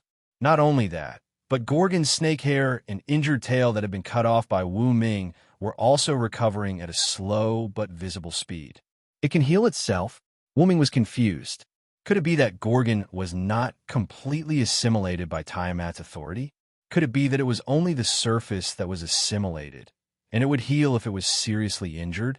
Just as Wuming was puzzled, a large amount of black, semi-liquid suddenly emerged from Gorgon's wounds that had not fully recovered. It was the origin black soil. Wuming could feel the power of the origin black soil contained within it. The origin black soil reacted with the wounds caused by Wuming's blade of salvation, further increasing Gorgon's pain. His roar gradually became louder than that of a magical beast. Could it be that the reason why Gorgon was assimilated by Tiamat's authority was because of the origin black soil? Just as Wuming was thinking, Enkidu had already pulled Wuming to the ground. Wuming didn't need to use any force. He easily stood on the ground, stirring up a cloud of sand. What the hell is going on? Looking at Gorgon, who was some distance away from him, Wuming was not in a hurry to make his next move. Instead, he fell into deep thought. Gorgon, who seemed to have been assimilated by Tiamat, did not have the slightest trace of the black origin mud in his body and was unable to heal himself. However, Gorgon, who had been severely injured, broke away from Tiamat's assimilation and leaked the black origin mud from his body. Furthermore, Gorgon's self-healing ability had also returned. Most importantly, who was the Kingu that Gorgon mentioned? In the legends, the son and companion of Tiamat, the god who led 11 magical beasts against the gods but was killed. This was the story of Kingu in myths, and Wuming knew this as well. However, there is no such thing as Kingu in this singularity, right? Wait a minute. Wuming suddenly thought of something. Could it be that the guy who used Enkidu's body was Kingu? However, Wuming was once again puzzled. If it was really Kingu who used Enkidu's body, it was impossible for him to be affected by Enkidu's body. Whether it was the reaction of the fake Enkidu when Wuming left last time, or the reaction of the fake Enkidu when he left just now, It meant that the fake Enkidu was affected by the reaction of Enkidu's body to Wuming and the real Enkidu. If it was a god of the same generation as deity, and how could Kingu be affected by the residual memory of less than 100 years? If it was really Kingu, it would definitely not be affected by Enkidu's body, and it would definitely completely crush the residual memory of Enkidu's body. The Kingu that Gorgon mentioned could only be the fake Enkidu who used Enkidu's body. Other than him, there shouldn't be anyone else on the magical beast side, right? Or was the real Kingu hiding in the dark? As expected, I still have to find him and ask him clearly. Wuming was naturally referring to the fake Enkidu. However, before the first wave of trouble subsided, Ishtar used the connection she established with Wuming to ask for help from Wuming. Hyunryong, this is a big crisis. I'm going to die. Hurry up and give me mana. Ishtar's impolite words were transmitted into Wuming's mind. This gave Wuming a fright. Wuming immediately checked Ishtar's mana, but it was completely empty. Not only that, Ishtar was constantly being attacked, and her spiritual base was slowly being damaged. Could it be that she encountered a magical beast commander? That was most likely the case. After thinking about it carefully, it was possible to arrange a magical beast commander in the Persian Gulf, such as the one that was based on the mass-produced magical beast Kuru. It was probably that the magical beast commander was hiding underwater, waiting for Ishtar to exhaust her mana after dealing with other mass-produced magical beasts before attacking Ishtar. This caused Ishtar to be unable to fight back. But remember to be more polite next time. With this sentence, the last arrow-shaped mana crystal on the back of Wuming's right hand disappeared, and Ishtar, who was in the Persian Gulf, was instantly filled with mana. Understood. Ishtar replied to Wuming through the connection between the contract, and then began to counterattack. At this point, the 3 mana crystals prepared for Ishtar were exhausted. When Wuming transferred mana to Ishtar, Gorgon became more extreme. Kingu, my son, come to my side. Kingu, did you betray me? His rationality was gradually suppressed by pain and anger. Magical beasts, my sons, your mother needs you. As if connected by blood, Gorgon's roar could only be heard a few kilometers away, but the mass-produced magical beasts in the Mesopotamia seemed to have heard Gorgon's words. Their eyes turned completely scarlet, and their bodies grew several times in an instant. Whether it was speed or strength, they had an unprecedented increase. It was as if they had entered a berserk mode. The soldiers at the front line of the North Wall were caught off guard by these enhanced magical beasts. For a moment, the soldiers' routine tactics to deal with the magical beasts were broken. Several magical beasts rushed to the iron gate under the North Wall and launched an attack. Even the gate was broken. The North Wall was in great danger. The magical beast commander's strength was also enhanced. Ishtar, who was originally supported by Wuming's mana, regained her advantage and blocked the attacks of the mermaid Kuru and the mermaid Kuru. However, for some reason, the magical beasts of Kuru were suddenly enhanced, and this caught Ishtar off guard. This, what the hell is going on? Ishtar cried as she helplessly retreated. If she did not retreat, she would be surrounded by the magical beasts in the Persian Gulf today. The Persian Gulf was in great danger.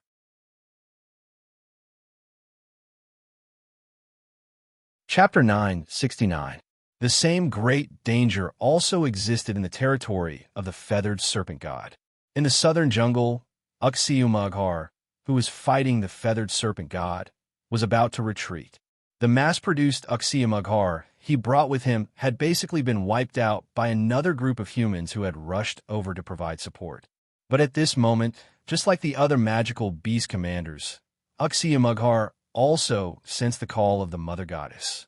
Uxiumaghar also entered a temporary berserk mode. This time, Uxiumaghar, who originally wanted to retreat temporarily, did not retreat anymore.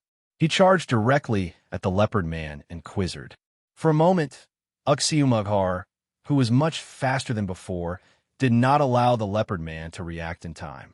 Half of her body was torn apart by Uxiumaghar's claws, and she was sent flying by the inertia caused by Uxiumaghar's attack. Leopard man, Quizzard was shocked. Why did this Uxie suddenly go berserk? But now, Quizzard did not have time to think, because Uxie charged at her with extreme speed and used his huge claws to press down on Quizzard. Great danger! Gadotsi and the others, who had been asked by the Leopard Man and Quizzard to be in charge of eliminating the mass-produced Uxie, were not in a good situation either. Gadotsi and the others had joined the Feathered Serpent Gods group and were gradually wiping out the mass-produced Uxie. They were even prepared to help deal with the commander Uxie. But because of Gorgon, although the number of mass-produced Uxie had been reduced to a certain extent, each mass-produced Uxie had become more powerful. Originally, Mashu could deal with 2 or 3 mass-produced Uxie, but now, it was difficult for Mashu to deal with 1 mass-produced Uxie. At the same time, Merlin was half kneeling on the ground for some reason and vomiting blood. Gadotsi and the others were also panicking because of Merlin's sudden change. Merlin, what's wrong with you? Gadotsi was escorted to Merlin's side by Matthew, and she asked with concern. Merlin shifted his posture and leaned against a rock beside him in a slumped posture. However, Merlin still acted as if he was about to die. Something happened to Tiamat's seal, but doesn't matter. The seal hasn't been completely broken, and I can still hold on. Cough, cough. Merlin said something that Gadotsi couldn't understand while coughing up more blood. Mr. Merlin, are you sure there's no problem? Once again, Mashu struggled to kick away an attacking Uxie. She could not help but turn to look at Merlin. Merlin's current situation was really worrying. The amount of blood he vomited should be enough for him to leave the stage, right? It's okay. After all, I'm not a human. It's normal for me to vomit more blood than a human. At this point, Merlin still smiled humorously. After that, the sound of chains came from beside everyone. Since Merlin said so, then he must be fine. She beheaded 1 or 2 Uxie that wanted to sneak up on her with her scythe. She dodged the sputtering purple blood from the demonic beast's wounds and jumped to Gadotsi and the other side. The sound of chains came from the chains on Anna's scythe. Anna, you're still as sharp-tongued as ever. Show some concern for me, Merlin laughed. I'm just telling the truth. Although Anna really wanted to kill Merlin, there was no doubt that Merlin had the highest tacit understanding with Anna. Since Merlin said so, then he was not forcing himself. He must be fine. At least he would not leave the stage. After Anna finished speaking, she looked in the direction of the north wall and then left to kill other mass-produced demonic beasts. Even if the demonic beasts were strengthened, they would still die as long as their heads were cut off. This was the disadvantage of demonic beasts as beasts. By the way, Senior, should we let Mr. Merlin retreat? Looking at Merlin's condition, if no one was watching, a demonic beast might come and take him away. Matthew was really worried. Don't worry. Although I'm a little weak now, I still have means to protect myself. Anna will kill the other mass-produced demonic beasts. You guys go and support Quizzard. Don't worry about me. But, however, when Matthew was about to say something, Gadotsi interrupted Matthew. Let's go, Matthew. We have to believe in Merlin. This was a very important point that Gadotsi had learned along the way, to believe in one's companions. That's right. I don't want to die meaninglessly. After all, I still have an important mission. Merlin's eyes flashed with a rare trace of seriousness. Yes, I know, Senior. Mr. Merlin, too. Take care. Then, Gadotsi and Matthew left Merlin to support Quizzard. After all, before the demonic beasts were inexplicably strengthened again, they had been reduced to a considerable number by everyone. Therefore, there were not many mass-produced Uxie. In addition, Anna was constantly cleaning up, so there were basically no mass-produced Uxie. However, the so-called fish that slipped through the net still existed. A few Uxie somehow came behind Merlin, who was sitting on the ground. They were silent, like wild beasts about to capture their prey. One of the mass-produced Uxie seemed to want to be the first beast to eat the crab. It was one step faster than the other mass-produced demonic beasts and slowly approached Merlin, while the other demonic beasts were in a state of observation. The demonic beast could sense that the existence in front of them had a lot of magic power and was probably not to be trifled with. Therefore, when faced with such an enemy, one of the demonic beasts would often take the lead to test the waters. When this mass-produced Uxeumugals was almost close to Merlin, Merlin was still in a state of not noticing anything unusual. In the end, this Uxeumugals suddenly jumped up and pounced directly at Merlin's neck. It looked like it wanted to bite off Merlin's neck in one breath. However, before this mass-produced Uxeumugals could land in the air, a bright holy sword pierced through its head, and it died instantly. This posed a threat to the remaining demonic beasts who wanted to attack Merlin. They were so scared that they scrambled in other directions. However, Merlin would not leave a passerby who might be attacked by these escaping demonic beasts in the lurch.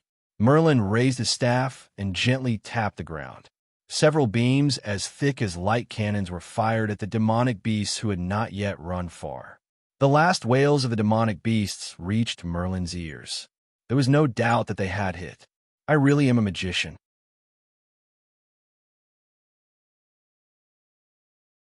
Chapter 970. These were the words of a court magician whose swordsmanship was better than King Arthur's. Following that, Merlin threw the fake Excalibur in his other hand far away, along with the magic beast carcass on the fake sacred sword, far away from Merlin. Phew! Fortunately, the seal was not completely broken. Really, did Gorgon come directly to the north wall to fight with the Villo? After muttering a few words, Merlin closed his eyes and sneaked into the dream to begin the repair of Tiamat's seal. While the various lines of defense in Mesopotamia were in crisis, Wuming also faced a new situation. Although Wuming was very worried about the North Wall, the jungle, and the Persian Gulf, he had to deal with the matter at hand.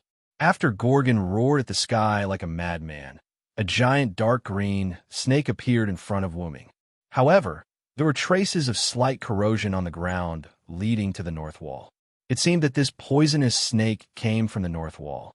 So that's how it is. The monster commander hiding in the dark is responsible for attacking the North Wall. Wuming instantly understood why this giant monster appeared here. It was probably summoned by Gorgon and rushed here from the front line to support Gorgon. Roar! The giant dark green snake roared at Wuming. Not only that, but when the other party roared, an outrageous amount of purple saliva fell to the ground, instantly causing an extremely violent corrosion reaction on the bare ground. Obviously, its mouth contained a shocking amount of venom. With this alone, Wuming recognized the identity of the other party. The big poisonous snake Basumu. Although it was said to be a poisonous snake, it looked more like a dragon. Especially at the back of its head, there was a pair of soft horns full of barbs. Moreover, its entire head looked incomparably hard, as if it was wearing a helmet. Its two pairs of four large eyes were emitting a red light, looking quite horrifying. However, although it was a dragon, Basumu only had a pair of forelimbs. In addition, there was a long tail. Countless dark green scales were attached to the long tail, like armor. There was also an unusually sturdy breastplate above the forelimbs. Not only that, but both sides of Basumu's body, spine, and tail were also full of spikes, especially the spikes on the tail. Not only that, these spikes were also shining with dark green light and looked full of venom, but the degree of venom was not as strong as the venom in Basumu's mouth. Wuming judged this because of the degree of corrosion of the road leading to the North Wall. This guy's a bit difficult to deal with. Wuming saw Basumu's uniqueness at a glance. First of all, Wuming had never encountered any mass-produced versions of Basumu. It was obvious that this was the only prototype of Basumu. This also meant that this Bashiomu's specialized Bashiomu was the first and only one. Secondly, this Basumu's body was covered with an unusually sturdy armor that could be seen with the naked eye. It was obvious that this was added by someone at a later stage. In other words, this Basumu's body was quite fragile and needed a sturdy armor. This was completely different from the other magical beast commanders. The other magical beast commanders had extremely tough bodies. Yelidim could withstand Wuming's multiple spells without dying. Yelidam was also completely killed by Ereshkigal's attacks several times. Basumu, on the other hand, gave people the feeling that his body was extremely fragile. However, sacrificing his physical strength also meant that Basumu must have strengths in other aspects. For example, Basumu's venom. Regardless of the time, place, or even the world, poison was something that people feared and avoided. Although its scale was not as big as a natural disaster, its degree of terror was no less than a natural disaster. Whether in mythology or history, there were many heroes who were killed by poison. The most typical example was the teacher of the Greek heroes that Wu Ming met in the Holy Grail War of the 14 Horsemen and the American Singularity, the Greek god Charon, who was of the same generation as Zeus. Charon, who was poisoned to death by the venom of the viper Hydra, could be said to be the most typical example. Since there were heroes who were poisoned to death, there were also many poison experts. The most typical example was Semiramis, who had poisoned Mordred half to death in the Holy Grail War of the 14 Horsemen. She was evaluated in history as the oldest poison killer. After becoming a heroic spirit, Semiramis' poison was undoubtedly fatal to her servants. Semiramis' control of poison had almost reached the peak. At that time, when Wu Ming intervened in the Holy Grail War between the Black and Red sides, most of the masters of the Red side were poisoned by Semiramis. They were controlled under the condition that they did not die. From this, it could be seen how powerful Semiramis' control of poison was. Moreover, not only was she a poison expert, it was said that in her hanging garden of Babylon, there was a big venomous snake. That's right, it was one of the 11 sons of Tiamat in front of Wu Ming, the big venomous snake Basumu. Wu Ming didn't know where Basumu in Semiramis' hanging garden of Babylon came from. But after all, Semiramis was the queen of Assyria in the Mesopotamia region, so it was not surprising that Basumu existed in her hanging garden of Babylon. Basumu, who existed in the hanging garden of Babylon, could be said to be Semiramis' ghost card. If there was no accident, when she used this ghost card on the enemy would undoubtedly die, whether it was a servant or a human. Of course, there was an exception to the existence of special abilities. In short, the Basumu in front of him was powerful. In Wu Ming's view, even if all the other demonic beast commanders were added together, they would not be able to defeat Basumu. If you want to ask why, for example now, Basumu opened his mouth in the direction of Wu Ming, and countless purple liquids spurted out. It was like a flash flood, like a tsunami, sweeping over Wu Ming. The speed was so fast that Wu Ming almost couldn't react. Wu Ming, who was frowning, instantly jumped up and flew into the air. He even smelled a trace of poison. It was reasonable to say that even if it was a servant, after smelling such a trace of poison, there would be severe adverse reactions. But unfortunately, Wu Ming was immune to negative effects such as poison. This was all due to the effect of the dragon body. Wu Ming, who cheated every day, naturally made this spiritual base according to his body. Therefore, Wu Ming's spiritual base should also be immune to poison. However, the spiritual base was a spiritual base after all, not the body. The spiritual base was definitely much weaker than the body, so Wu Ming would definitely be affected by negative effects. Just like if Wu Ming was hit by Gorgon's petrification ray, he would definitely enter a slow petrification state. Therefore, Wu Ming avoided the petrification ray. Wu Ming's current spiritual base was equivalent to having a great resistance to negative effects.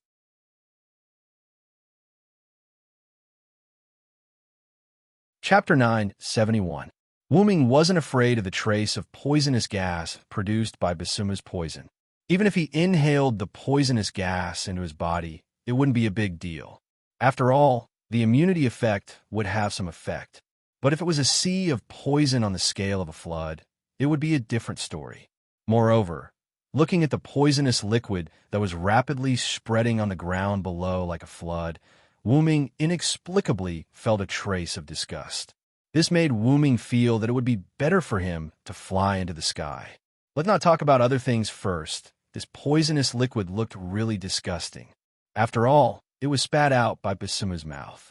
This made Wu Ming directly reject the plan of using the Heaven Lock to deal with Basumu. Even if Enkidu wasn't afraid of poison, he didn't want Enkidu to be stained with this stuff. He guessed that Enkidu wouldn't want to either. The venom spread all over the ground, and even Gorgon was caught in it. But for some reason, Gorgon wasn't affected by the poisonous liquid. Was it because he was the goddess of magical beasts, or was he affected by the black mud? Looking at Gorgon, whose wounds had completely healed, Wu Ming couldn't help but think so. The black mud gushing out of Gorgon's wounds had also stopped, but the black mud didn't spread. It just wrapped around Gorgon's body. That was why Wu Ming guessed that it was because of the black mud that Gorgon wasn't affected by the poisonous liquid. Then Wu Ming flew directly to Gorgon. Due to the recovery of his self-healing ability, Gorgon's magic eye that was originally destroyed by Wu Ming was now slowly recovering. The magic eye was a big killer for Gorgon, but it was also a very troublesome existence for Wu Ming, so Wu Ming couldn't wait for Gorgon's magic eye to recover. The so-called take advantage of someone's illness was the current situation. Gorgon's demon eye had yet to recover, and the snake hair alone was not enough to stop Wu Ming's advance. Therefore, Gorgon could be said to be a lamb waiting to be slaughtered by Wu Ming. However, Ba Xiaomu would not let Wu Ming kill Gorgon. Ba Xiaomu was like a loach, slipping through the sea of venom it spewed out. In an instant, he arrived in front of Wu Ming, blocking his path. Roar! Following Ba Xiaomu's roar, countless amounts of venom were sprayed out by Ba Xiaomu, which made Wu Ming instantly retreat far away. You're really annoying. Wu Ming, who had retreated to a distance and cursed, raised the divine blade of salvation. Holy light gathered on the divine blade of salvation, gradually illuminating the surroundings like a flash bomb. Divine blade of salvation, show the light of salvation and bring peace to the world. With the infusion of magic power from Wu Ming, the venom was illuminated by the light of the divine blade of salvation. In the next second, the venom began to gradually dissipate as if it had met its natural enemy. It did not turn into gas, but directly disappeared. As the name suggested, the light of salvation that came with the divine blade of salvation had a strong effect on these filthy things. Not only did the divine blade of salvation have an effect on the venom, but it also reacted to Ba Xiaomu, who released it. Roar! Ba Xiaomu let out a blood-curdling scream, as if a vampire was directly exposed to the sun. His whole body emitted purple smoke. Ah! Gorgon seemed to be slightly affected as well. A trace of the power of the divine blade of salvation reacted to the black mud on Gorgon's body, causing Gorgon great pain. My son, my Ba Xiaomu, destroy him. Gorgon roared as if he had gone mad. He felt even more abnormal than before. However, Ba Xiaomu could not take care of himself at this moment.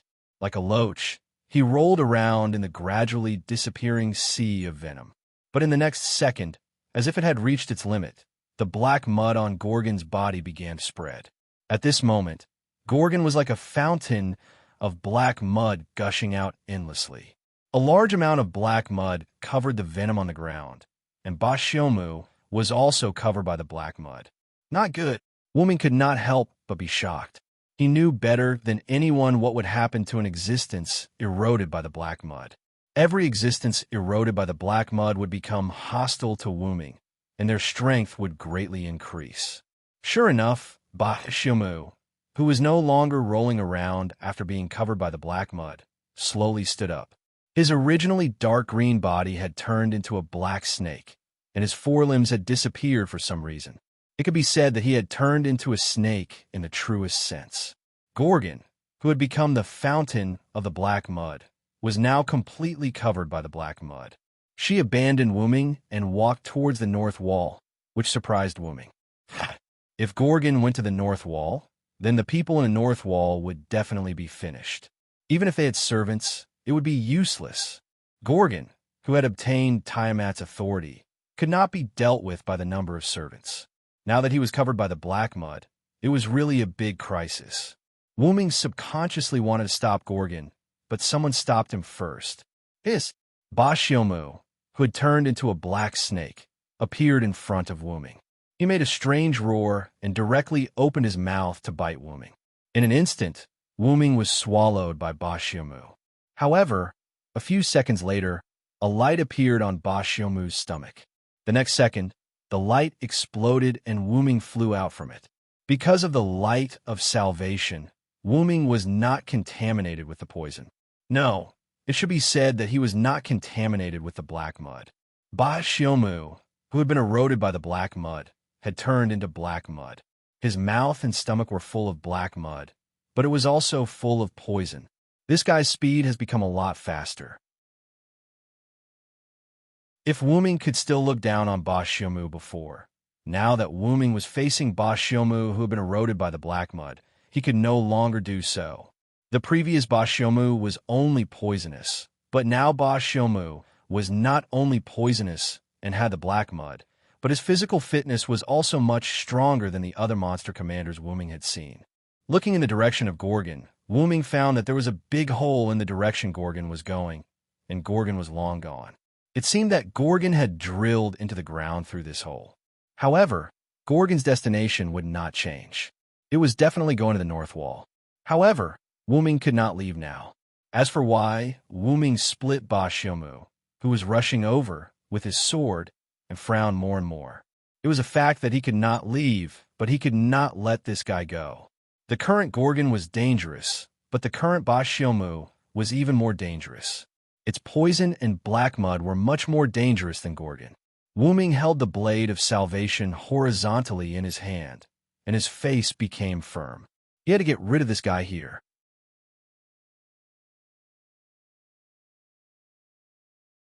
Chapter 972. Roar! Wuming swung the blade of salvation and rushed towards Ba Xiaomu.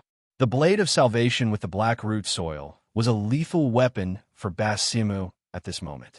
Ba Xiaomu wasn't afraid of Wuming either. He let out a strange roar and also charged at Wuming.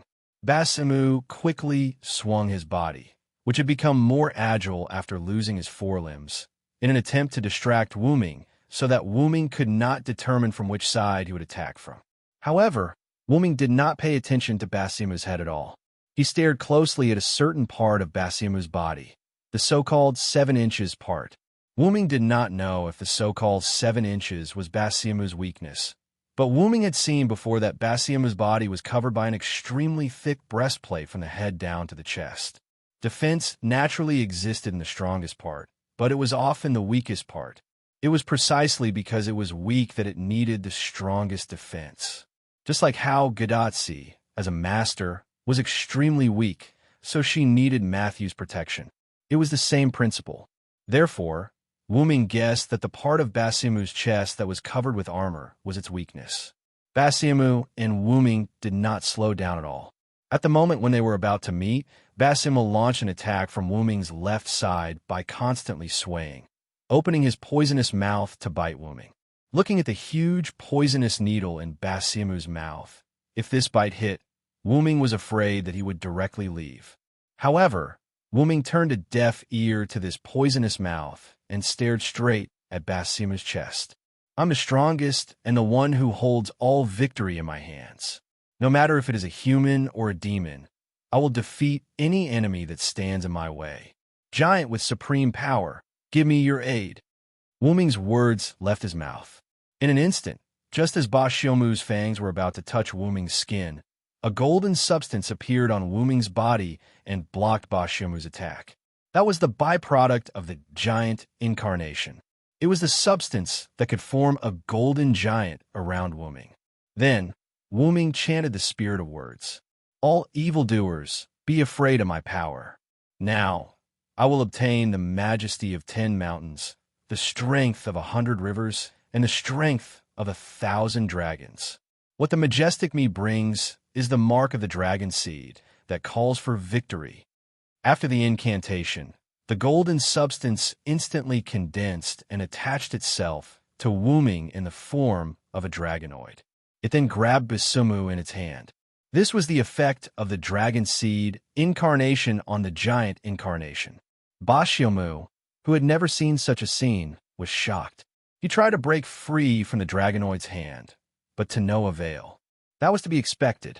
The giant incarnation had unparalleled strength, while the dragon seed incarnation had the attribute of a dragon. In terms of strength, Ba Xiaomu was inferior to the giant incarnation. In terms of attribute, Ba Xiaomu also had the attribute of a dragon. No matter what, it would be defeated. For a moment, Ba Xiaomu was at his wit's end. However, Ba Xiaomu's strongest point had always been his poison. Sizzle, the dragonoid's hand that grabbed Ba Xiaomu, began to dissolve because of the poison on Ba Xiaomu's body. But Wu Ming didn't have the slightest knowledge of this. Wu Ming raised the divine blade of salvation, and an identical divine blade of salvation appeared in the giant dragonoid's hand. However, the divine blade of salvation was made of pure energy, just like the dragonoid. However, this divine blade of salvation in the form of energy also had the power of the divine blade of salvation in Wu Ming's hand. Divine blade of salvation burst forth with the thunder of salvation. Help me eliminate the world's suffering. Along with Wu Ming's words, the dragonoid raised the divine blade of salvation in its hand. Kacha! Suddenly, a thunder from the cloudless sky suddenly fell on the divine blade of salvation, and the entire divine blade of salvation, made of energy, instantly became real. It felt like a real divine blade of salvation. The whole Mesopotamia seemed to have heard the thunder. Whether it was demonic beasts, humans, or servants, they couldn't help but look up at the sky. But then they returned to the matter in front of them, which was fighting. On Wu Ming's side, Ba Xiaomu, who was tightly held in the dragonoid's hand, showed fear. He was already struggling, but now he was struggling even more fiercely, as if his body was about to break. Kacha! Another thunder, but the sound was not as loud as before. Splat! Ba Xiaomu, who had been cut in half, kept flopping on the ground like a dehydrated fish. The broken part was the part below the head and above the chest, which was the so-called 7 inches. This caused Ba Xiaomu, who had been cut in half, to look like his tail was several times longer than his head. Ba Xiaomu did not break in half by himself, but by the divine blade of salvation. The second thunder came from the divine blade of salvation, which was what Ba Xiaomu wanted. He successfully escaped from the dragonoid's hand. However, Ba Xiaomu, who had escaped from the dragonoid's hand and fell to the ground, slowly stopped flopping. It seemed like Wu Ming's guess was right. That was Ba Xiaomu's weakness.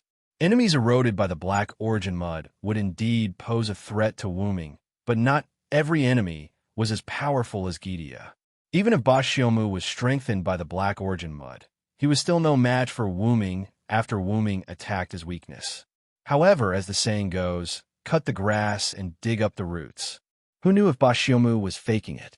It would be bad if Ba Xiaomu bit Wu Ming when he let his guard down or left Wu Ming. After all, snakes were also creatures that knew how to deceive. The dragonoid raised the divine blade of salvation again, but this time it was not the thunder of salvation, but the light of salvation. Huff! A flame appeared at the tip of the divine blade of salvation. The flame gradually grew bigger and slowly became an existence comparable to the sun. Wu Ming had used this sun many times. This was another way to use the light of salvation. The original illumination of all things was only a low-level light of salvation. When it turned into a flame, it was the true manifestation of the light of salvation. It was a light that was enough to kill Ba Xiaomu. Ba Xiaomu let out a strange roar again, but this time his voice was filled with the fear of death. Purify the filth, light of salvation. As Wu Ming whispered softly, the sun on the divine blade of salvation was like a fountain of flames. It continued to radiate flames to the surroundings, enveloping Ba Xiaomu, the black origin mud on his body, and the poison that was mixed with the black origin mud in the surroundings. The black origin mud and the poison were all destroyed by the light of salvation, which contained the power of the origin. Ba Xiaomu, on the other hand, died completely in the sound of burning flames.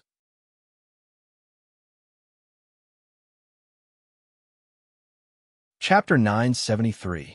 While Wu Ming was killing Ba Xiaomu, the beasts in the north wall were resting. The reason was that the commanders of the beasts were fighting near the north wall. Behind a relatively hidden mound, a gigantic seven-headed serpent was fighting with a white-clothed, green-haired man. The two were precisely Musamaf and the fake that had taken over Enkidu's body. However, he couldn't be called the fake Enkidu, so he decided to call him Jingu for now. This, as a huge seven-headed snake, Musumafu didn't rush up to fight with Jingu. Instead, he fought with Jingu like a kite, as if he didn't want to launch a severe attack on Jingu, but also didn't want Jingu to leave. Kingo had a tangled expression on his face. As the son of the Warcraft goddess, Jingu had heard Gorgon's roar just now. Although Jingu was helpless to be regarded as a traitor by Gorgon, it could not be helped. He did not say in front of that person, otherwise his brain would be affected. There was another thing that made Kingu feel helpless. The other commanders really treated him as a traitor. He wasn't a traitor. Even if he was, he couldn't fight with Musamaf, who was also a commander. Fortunately, Musamaf didn't have the intention to fight. Musamaf, I know you were afraid of me. You don't have to be like this. I don't have the intention to betray Mother. Musamaf was known to be a two-faced fence-sitter among the demon commanders. In the beginning, because there were more humanoid demon commanders than beast-type demon commanders, Musamaf had the intention to switch sides with the humanoid demon commanders. When he and Yukur fell into the underworld that was blasted open by Ishtar, he even used Yukur to send him to a Reshki Gal to his death, thus covering his escape from the underworld. After that, when he saw that the humanoid demon commanders had lost their advantage, he turned back to the beast-type demon commanders.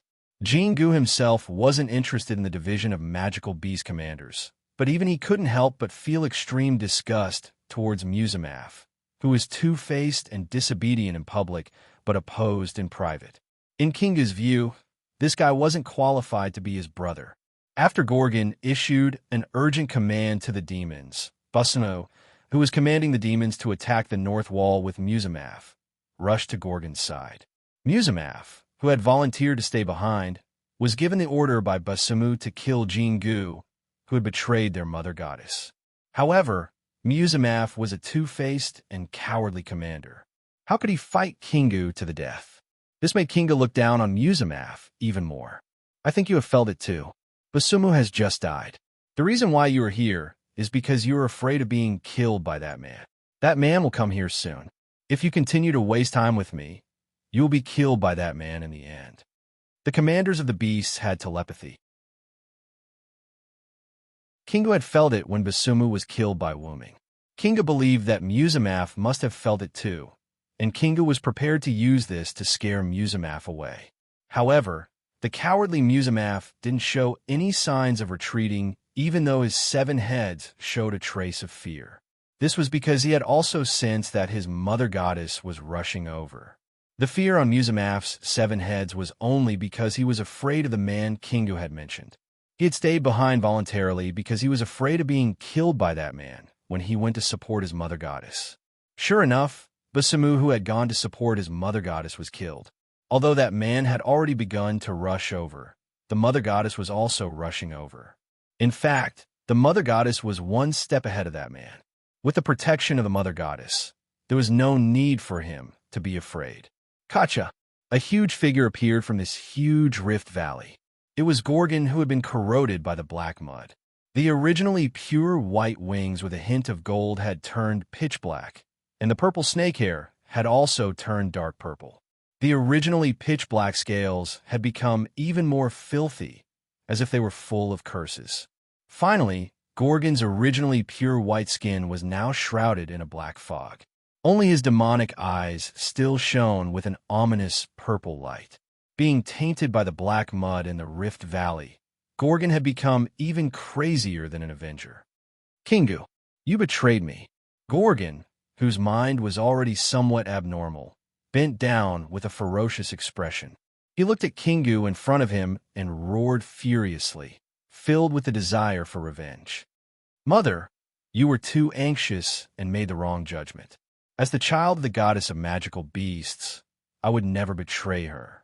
Kingu faced Gorgon's huge head without showing any signs of being misunderstood. There was only calmness and a smile on his face. Gorgon widened her purple demonic eyes and looked at Kingu crazily without saying a word. After a short while, Gorgon slowly raised her body, perhaps admitting that she had made the wrong judgment. In short, Gorgon didn't look for trouble with Kingu. Kingu smiled when he saw this, and then flew to Gorgon's ear. "Mother, the landing of Kuru in the Persian Gulf was very successful, and Uzamughar is also entangled with Quizzard. Now we just need to break through the north wall, and the humans will be in our pocket." Without responding to Kingu, Gorgon directly began to give orders. "Magical beasts, listen to my orders." The magical sound like a sound wave filled the minds of the magical beasts in the north wall. The magical beasts that were resting at the north wall all stood up. "Destroy the humans." As soon as Gorgon's order came out, countless magical beasts rushed to the north wall. Musumafu also rushed to the north wall with the magical beasts. It could be seen that although Musumafu was two-faced and timid, as long as it was the order of the goddess, he would carry it out to the end. This was also the reason why Kingu didn't take the opportunity to get rid of Musumafu, even though he hated him. When the guards on the northern wall saw this scene, they all became absent-minded. Some of them even dropped their weapons. They were desperate.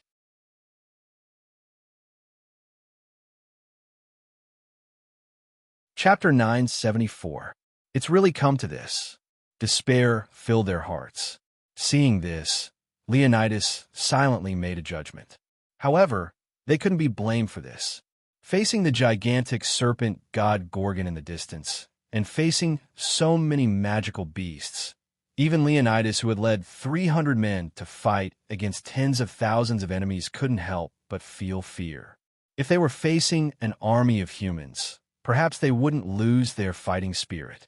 However, they were facing incomprehensible magical beasts. After all, magical beasts weren't humans. They were existences that couldn't be defeated in a one-on-one battle. In the face of magical beasts that outnumbered the soldiers by several times, it was natural that the soldiers would choose to give up in despair.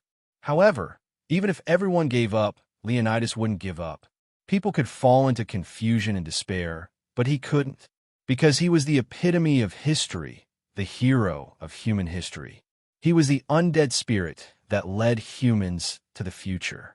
Since the people were in despair, then, as a heroic spirit, he had to give them hope. Since they couldn't stop the magical beasts, then he would be the one to stop them. Leonidas had promised Wuming that he would defend the northern wall while Wuming wasn't around. Even if they had only met a few times, Leonidas wouldn't go back on his word.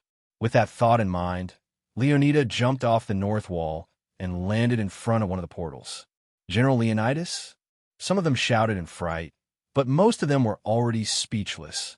Ignoring the situation of the people on the northern wall, Leonidas looked straight ahead and silently watched the demons charging towards him. Step by step, he walked forward. At this moment, it would be a lie to say that he wasn't afraid. At this moment, Leonidas was nervous and afraid, but more than that, he was excited from the bottom of his heart. This scene was much more magnificent than when he led 300 elites to fight against the Persian army. When he faced the Persian army, he was nervous, afraid, and other negative emotions. He was afraid that he would fail, and if he failed, his family and the people of Sparta would be ravaged by the Persian army. Leonidas was worried about everything. However, something happened. While Leonidas was nervous, it was his 300 friends who were watching. In the end, they helped Leonidas resolve the confusion in his heart. Therefore, even if he had become a heroic spirit and a servant, Leonidas didn't think that he was the one who stopped the Persian army at the hot spring gate.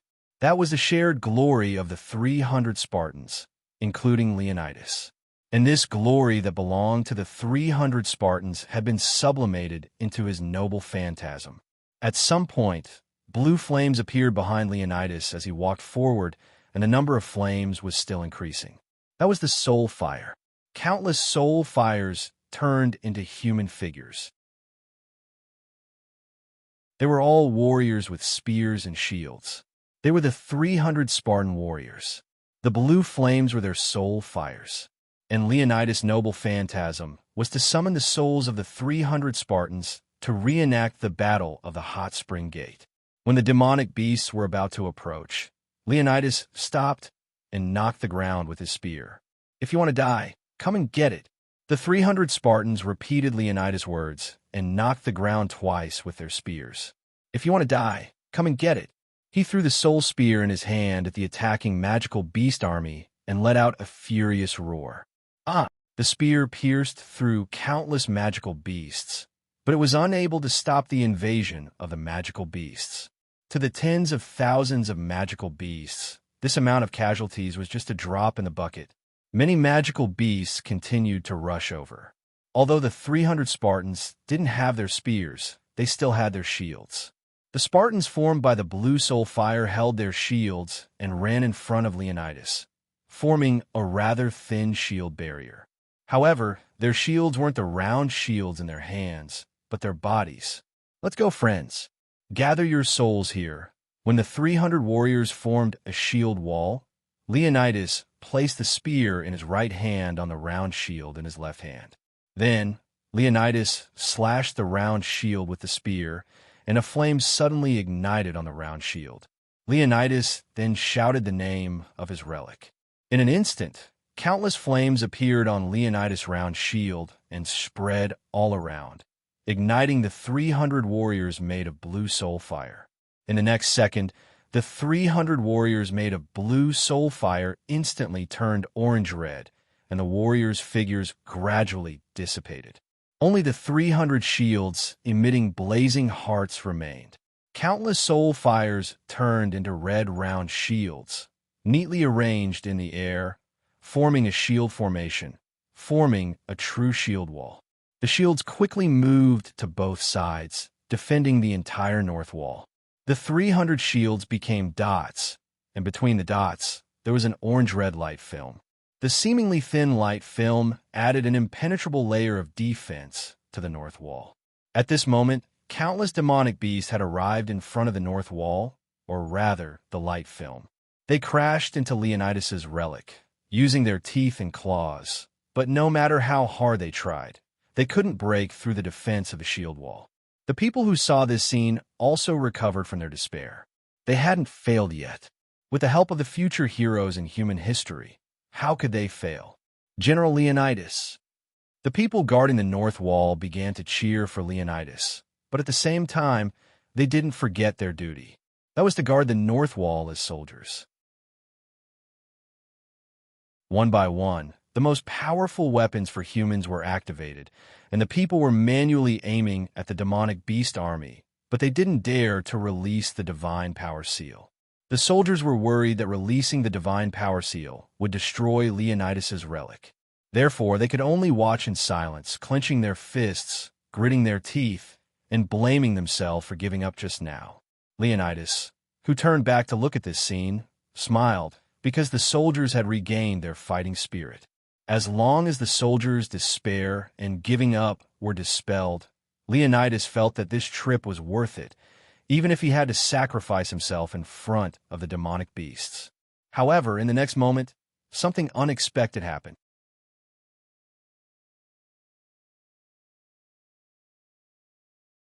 Chapter 975.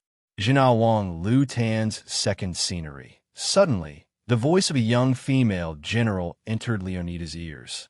"Dan no Yura, also Toby." In an instant, a few silhouettes flashed past the demonic beasts outside of Leonidas' noble phantasm.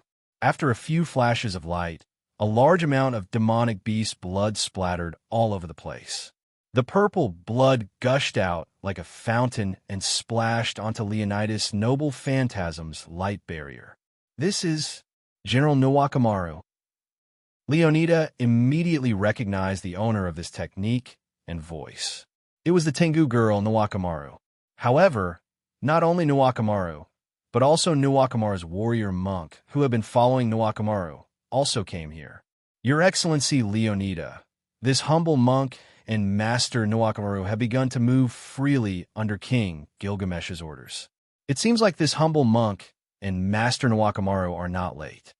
A man with many weapons on his back and Bicento in both hands, Musasobo Benkei, walked to Leonida's side from behind and stood upright with weapons in his hands. Oh, General Bai Qing, you're here too. Leonidas was deeply moved. As a comrade who had fought alongside him, the meticulous Leonidas naturally sensed the fear of death in Takashi Kei's heart. He did not expect that Kei would be able to come to the front lines. If it was a Musasobo Benkei who didn't go through the beheading operation, no one would think that Musasobo Benkei was a coward. However, after surviving the beheading operation, Musasobo Benkei could be said to have changed into a different person, or it could be said that he no longer suppressed the fear in his heart. After that, everyone could see that Musasobo Benkei was afraid of the battlefield and demonic beasts. And of course, those who saw Musasobo Benkei's cowardice included Leonida. However, the cowardly Musasobo Benkei came to the front line with Nuwakamaru. How could Leonida not be surprised? This humble monk is just a coward who carries the name of Musasobo Benkei.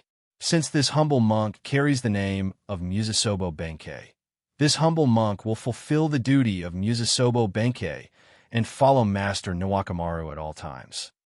Musasobo Benkei, or rather the Sea Lord who carried the name of Musasobo Benkei, said something that surprised Leonida's words. Leonida could tell that this soldier monk wasn't lying. He stared straight at Nuwakamaru, who was flying up and down among the demonic beasts without the slightest hint of fear or cowardice. Ha! Looks like King Gilgamesh's decision to let you stay by General Nuwakamaru's side is quite effective. Leonida laughed heartily.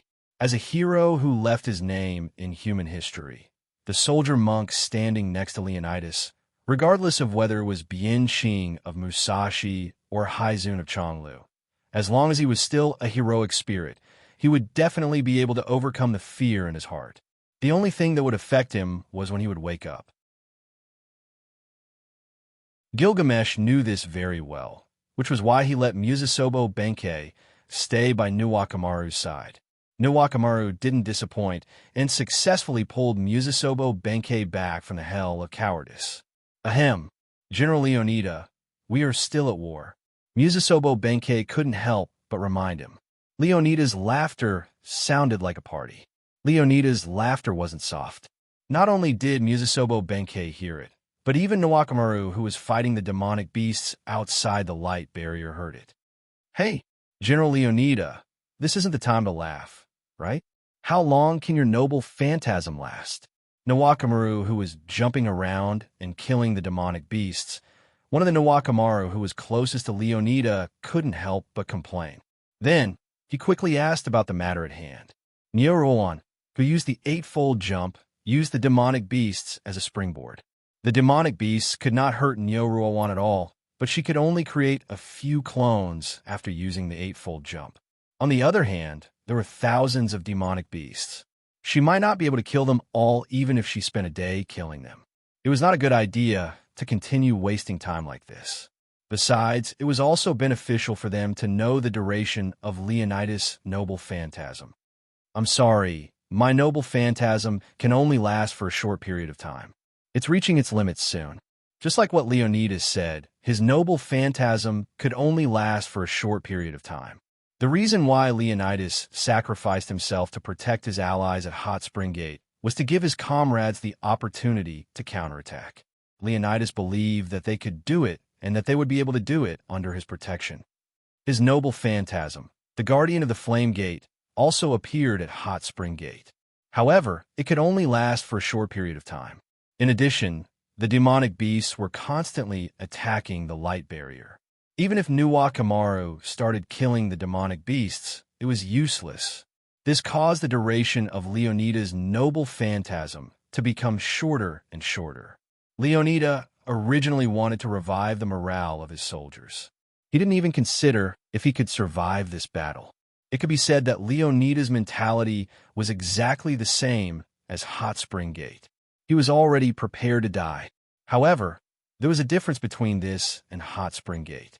This time, there were reinforcements. My noble phantasm is about to disappear. You guys should take this opportunity to retreat.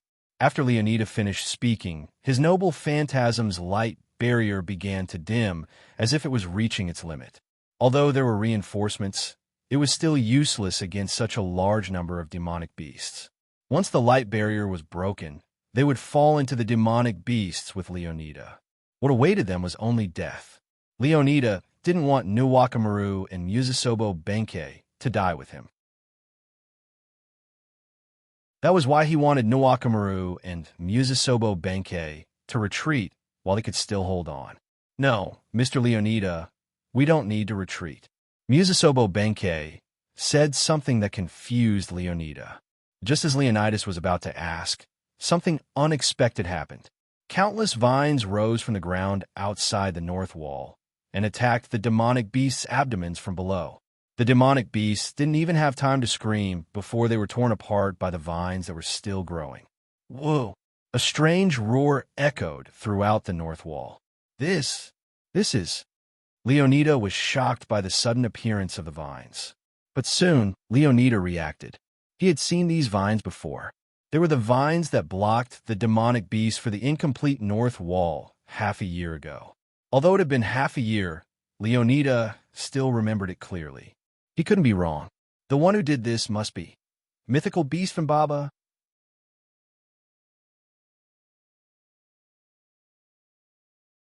Chapter 976. When Leonidas said this name, the ground in the middle of the horde suddenly split open, and a huge green creature that looked like a bear or a deer emerged. This creature was Funbaba. Whoa! After Funbaba broke out of the ground, its body was not stained with the slightest bit of dirt. Its huge body stood in the middle of the horde like a crane in a flock of chickens. Leonidas didn't know what to say when he saw this scene.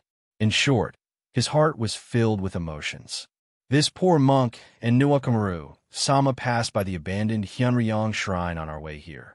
At that time, Hyunryong, Sama's Funbaba, suddenly emerged from the Hyunryong shrine and came with us to the north wall. Musasobo Benkei, who was standing beside Leonidas, explained. It turned out that after Wuming left, Funbaba helped the humans build a wall made of vines and ran to the Hyunryong shrine to hibernate. Wuming didn't think that Funbaba would be able to hibernate in his shrine because there was nothing in the shrine that needed to be taken. In addition, Wuming also heard that the shrine was abandoned, so he didn't go there. This led to Wuming never meeting Funbaba. Although Wuming's shrine was cleaned by Siduri from time to time, because of the horde, Siduri didn't go there often. It could be said that for the past 6 months, she basically didn't go there. It could be said that it was abandoned. After Wuming used Yggdrasil, which was one with Funbaba, through the connection between the two, he accidentally woke up the sleeping Funbaba. Funbaba's arrival at this moment could be said to be a miracle for Leonidas because it gave him hope. This was the end of the age of the gods, a time when miracles still existed and mysteries had yet to completely disappear. Because of this, Leonidas did not repeat the mistakes of Hot Spring Gate. The reason why Funbaba didn't make a move before was because it needed time to construct a new vine barrier. Nuwakamaru used his noble phantasm's remaining energy to display his amazing jumping ability. He jumped from the top of Leonidas' noble phantasm and landed steadily beside Leonidas and Musasobo Benkei. The vines that rose from the ground in front of the light continued to thicken and intertwine with each other. Just like Nuwakamaru said, they gradually formed a vine barrier and protected the entire north wall. At this time, Leonidas' noble phantasm couldn't hold on any longer. The light barrier directly dimmed, and the orange-red shield that connected all the light barriers directly shattered. Leonidas staggered, but before Musasobo Benkei could help him, Leonidas used his spear to support himself and stood up straight again. "Are you okay, Your Excellency Leonidas?" Musasobo Benkei couldn't help but ask. The consumption of magic is a bit high. After all, Leonidas' noble phantasm protected the entire north wall, so the consumption of magic was naturally not small. Since you can still move, then you should be able to kill monsters, Nuwakamaru said as he used his thin green sword to pierce through the gaps of the vine barrier and kill the monsters that continuously attacked the vine barrier one by one. Although this was not the style of a general, at least he didn't have to worry about his life. It saved him time and energy, and he only needed to use his weapon to successfully stab the monsters. After all, this was war, and only victory was the foundation of everything. And with Finbaba's surprise attack, no matter how many magic beasts there were, their efforts would be futile. Due to the impact of Finbaba's appearance, countless monsters around were sent flying. Then, countless monsters swarmed towards Finbaba, who wasn't a monster, and prepared to tear this enemy apart. They were under the influence of Gorgon, and no longer had fear. Even if Finbaba was a mythical monster, they still dared to rush up and kill it. However, even after 2 rounds of strengthening, the monsters were still no match for Finbaba. The only advantage the monsters had was that they became fearless because of Gorgon's final command. If their opponent was a human, perhaps the monster's fearlessness would be extremely terrifying. Unfortunately, the monsters were facing a mythical monster, Finbaba. Woo-woo! Finbaba let out its unique roar while summoning vines from the ground to attack the monsters that approached it. The monsters couldn't get close to Finbaba at all. When they got close, they were either pierced by the vines or crushed by the vines. Countless monsters' blood splashed on the ground, but because of the distance, there wasn't a trace of purple blood within a few meters of Finbaba. It looked like it was handling the situation with ease. At this moment, Finbaba's hind legs were bent, its butt was on the ground, and it was using its forelimbs to support its body. It looked like Finbaba was quite noble. As more and more monsters were killed by Finbaba, Maf, as the monster commander, made his move. The originally stable ground under Finbaba's feet suddenly bulged. Finbaba jumped to avoid the 7 snake heads that were trying to attack it. The vines paved the way for Finbaba. Finbaba wasn't stained by the blood on the ground at all.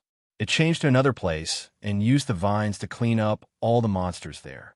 Finbaba once again sat down nobly and continued to clean up the monsters. Maf, who broke out from the ground where Finbaba was originally sitting, didn't leave the ground and wasn't in a hurry to attack Finbaba.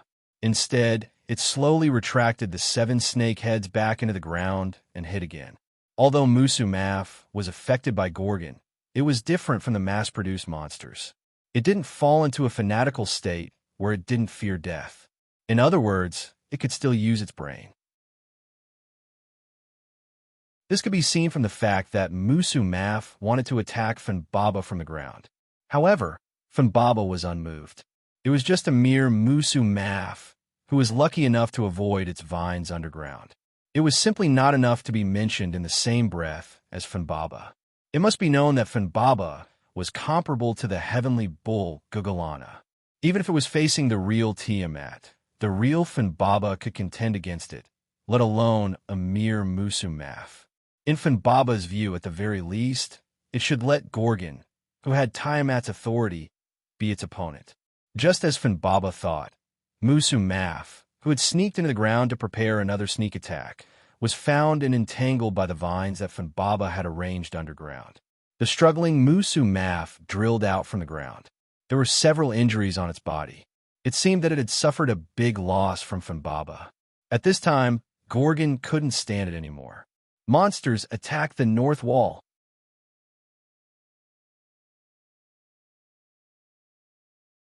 Chapter 977. Gorgon ordered again. She told the magical beast to ignore Finbaba and attack the north wall. Finbaba was just a clown to her. The only thing that mattered was to break through the north wall. Roar! The magical beasts chose to ignore Finbaba. After roaring a few times, they all rushed toward the vine barrier created by Finbaba. Even though Finbaba was still killing the magical beasts, it still couldn't stop the magical beasts from attacking the vine barrier. The vine barrier was disappearing at a speed visible to the naked eye. This made Leonidas, Nwakamaru, and Musasobo Benkei, who were killing the magical beasts from the gaps in the vine barrier, quite nervous. Damn it, we can't kill them all. Nwakamaru couldn't help but blurt out in annoyance. After all, there were too many magical beasts. Even if Finbaba could create vines, it wouldn't be able to kill all of them in a short time. Finbaba had been preparing for the vine barrier for a short period of time. If it wanted to create enough vines to kill so many magical beasts, it would take a while for it to prepare. At the moment, whether it was Leonidas or Musasobo Benkei, they didn't have a good way to deal with the current situation. Since the vine barrier can't stop the magical beasts, we can only change the method, Leonidas suddenly said. Then he looked at Nawakamaru. General Nawakamaru, I have a request. Leonidas said something to Nawakamaru. Nawakamaru was stunned for a moment. Even Musasobo Benkei was stunned for a moment. It seems his poor monk was too focused on the battlefield. I actually forgot about this matter. Musasobo Benkei shook his head in self-mockery. But the situation was urgent, so it wasn't the time to chat. Then I'll go. After Nyo Ruoan finished speaking, he immediately ran towards the north wall as if he was flying. Only Nyo Ruoan and Leonidas were left to continue slaughtering the magical beasts. As for Funbaba, while Funbaba was hesitating, the sound of chains could be heard. A large number of silver-white chains bound Funbaba's body, preventing it from slaughtering the magical beasts. Walala! Funbaba looked up. It was Enkidu. No, it was the fake Enkidu. Funbaba had seen this guy before, so he wasn't unfamiliar with him. Funbaba just didn't know who the other party was. Just a mere beast. Behave yourself. Kingu's expression was cold, and the heaven lock that emerged from the ripples around him tightened its grip on Funbaba. However, Funbaba wasn't a god. The heaven lock was just a very strong chain to it. It could easily break free with brute force or skill, such as now. New vines appeared on the ground around Funbaba. These vines didn't attack the magical beasts that were passing by. Instead, they stretched between the heaven lock and Funbaba, slowly expanding the heaven lock that bound Funbaba. Funbaba easily jumped out of it. Walala, after Funbaba broke free, Kingu subconsciously released the heaven lock. The heaven lock turned into golden light and dissipated with the sound of chains. Sure enough, the heaven lock doesn't have much effect on a beast like you. Kingu wasn't surprised by this result. Whether it was himself or Funbaba, he knew that if they really fought, he might not be able to subdue this mythical beast that was stronger than a bull. It was also because of this self-awareness that Kingu's task wasn't to kill or trap Funbaba. His task was only to distract Funbaba and provide cover for others. Rumble. The ground under Funbaba's feet suddenly shattered. A large amount of land fell into a pitch-black abyss, and the area was so large that almost 1/6 of the magical beasts suffered this disaster. Funbaba stepped on the vines that grew out of the ground that hadn't completely collapsed, trying to use them as stepping stones to escape. However, a huge snake tail that was about the same size as Funbaba suddenly stretched out and pulled Funbaba into the ground. If someone paid attention to Gorgon, they would find that Gorgon had disappeared at some point. It was obvious that the collapse of the ground was caused by Gorgon.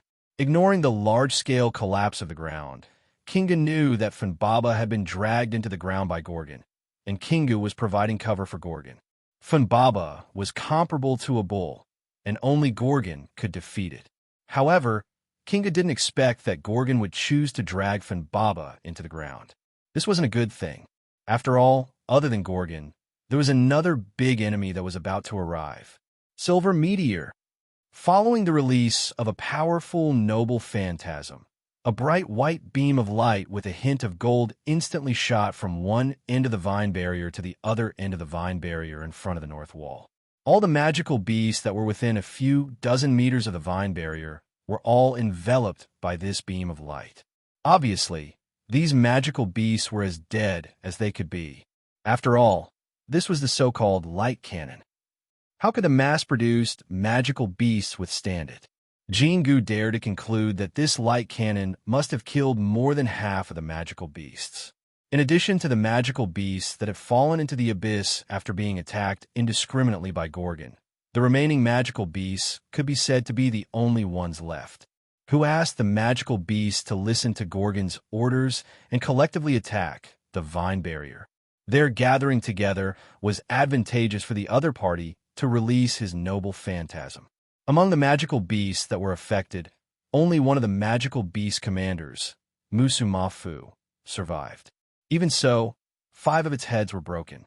One of the remaining two heads drooped down and was basically dead. The other head, which was the last one, was also bleeding profusely. It seemed like Musumafu didn't have the ability to regenerate its snake heads like Gorgon did. Otherwise, it would have been suppressed. I didn't expect that man to have such a powerful anti-city noble phantasm. Kinga was naturally referring to Wuming, but Kinga was wrong. Normally, light cannons were considered anti-city noble phantasms unless they had special effects. However, Wuming's noble phantasm, Silver Meteor, was an anti-evil noble phantasm that he obtained from the suppression force. It wasn't an anti-city noble phantasm. Silver Meteor was only released in the form of a light cannon. Magical beasts could be said to be evil to humans, so naturally, they were also evil to Wuming, who was the guardian of humans. However, even if the other party wasn't evil, with the characteristics of Wuming's noble phantasm, he could forcefully add an evil attribute to the magical beasts. It was just that the magical beasts themselves didn't require Wuming to do so. However, Wuming still felt that this was too much of coincidence.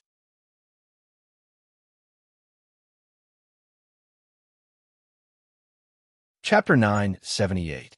This was also the reason why one of the surviving demonic beast commanders, Musumafu, was in such a miserable state. If it weren't for the fact that there were too many demonic beasts, which helped Musumafu block a portion of the attack, Wuming's attack could have easily killed Musumafu. Silently shaking his head, Kinga wanted to give up on these demonic beasts. Anyway, his mother and the new humans were not harmed.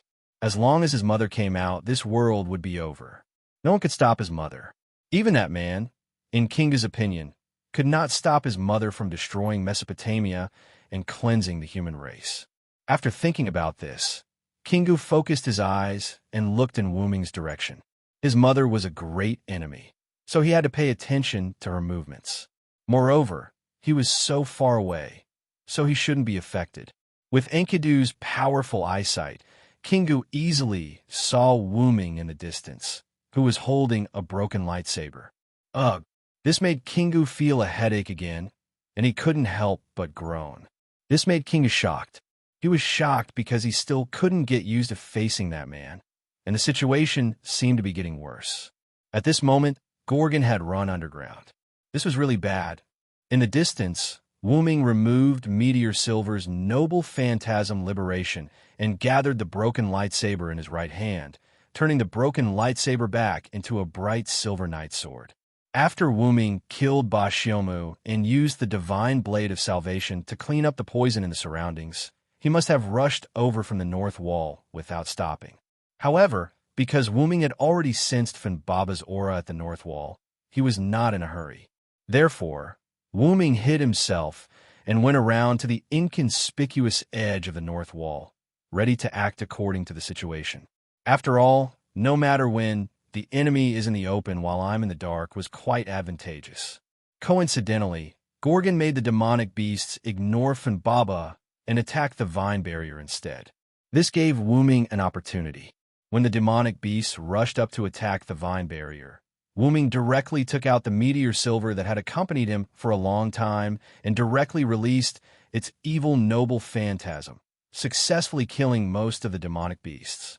The reason why Wuming did not use the divine blade of salvation was entirely because in the current situation, meteor silver was more useful than the divine blade of salvation, and also because it had been a long time since Wuming had meteor silver. Although it was a noble phantasm's noble phantasm, had accompanied Wuming, was a noble phantasm of salvation. Wuming opened the dragon lair and put away the meteor silver. Then he raised himself up and took in the entire north wall.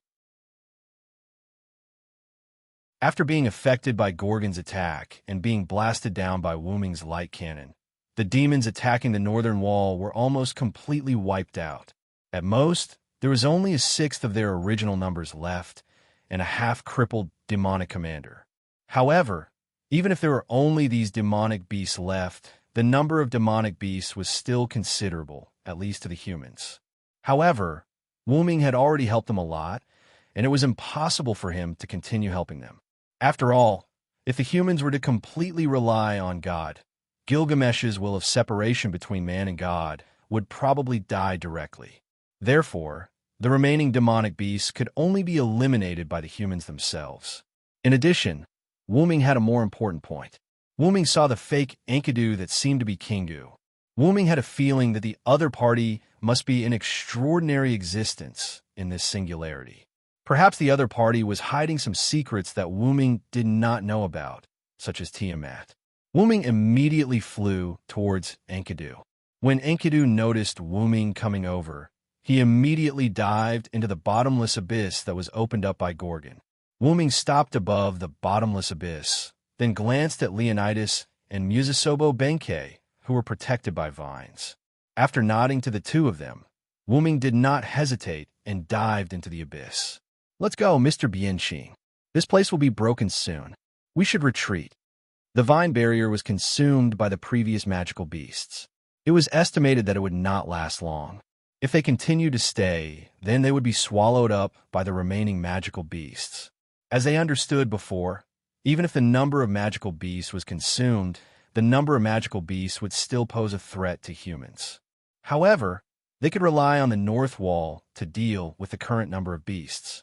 Silent understood this point. That's why he gave Leonidas the task of dealing with the beasts outside the North Wall. That's why he nodded to Leonidas earlier. Leonidas and Musasobo Benkei saw that sporadic magical beasts had entered through the gap in the vine barrier. They immediately returned to the North Wall. Wu-ming couldn't help but frown as he went deeper into the abyss created by Gorgon's destruction. He had not reached the bottom yet. Did Gorgon directly penetrate the underworld when he destroyed the underground? Wu-ming couldn't help but ask. It wasn't Wu-ming's fault. After all, the deeper they went, the colder it got. The surrounding rocks gradually became similar to the underworld.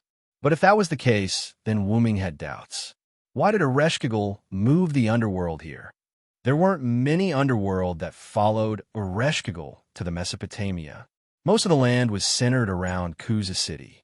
Although Ereshkigal could move the underworld, but there was no need to move the underworld outside the North Wall. It was too strange.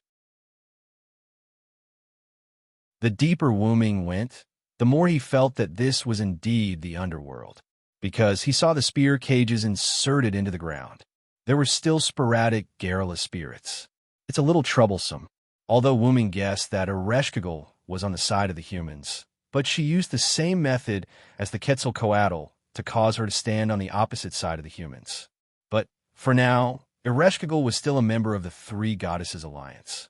Gorgon and Funbaba broke in, plus Kingu who escaped Wu-ming into the underworld, and Wu-ming who chased after Kingu. With so many extraordinary beings breaking into the underworld, Ereshkigal was bound to be dissatisfied. These beings who entered the underworld could be regarded as Ereshkigal's enemies. Even if Ereshkigal's temper was good, she was still the queen who controlled the underworld.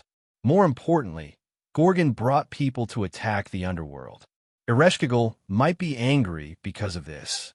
Just like now. Boom!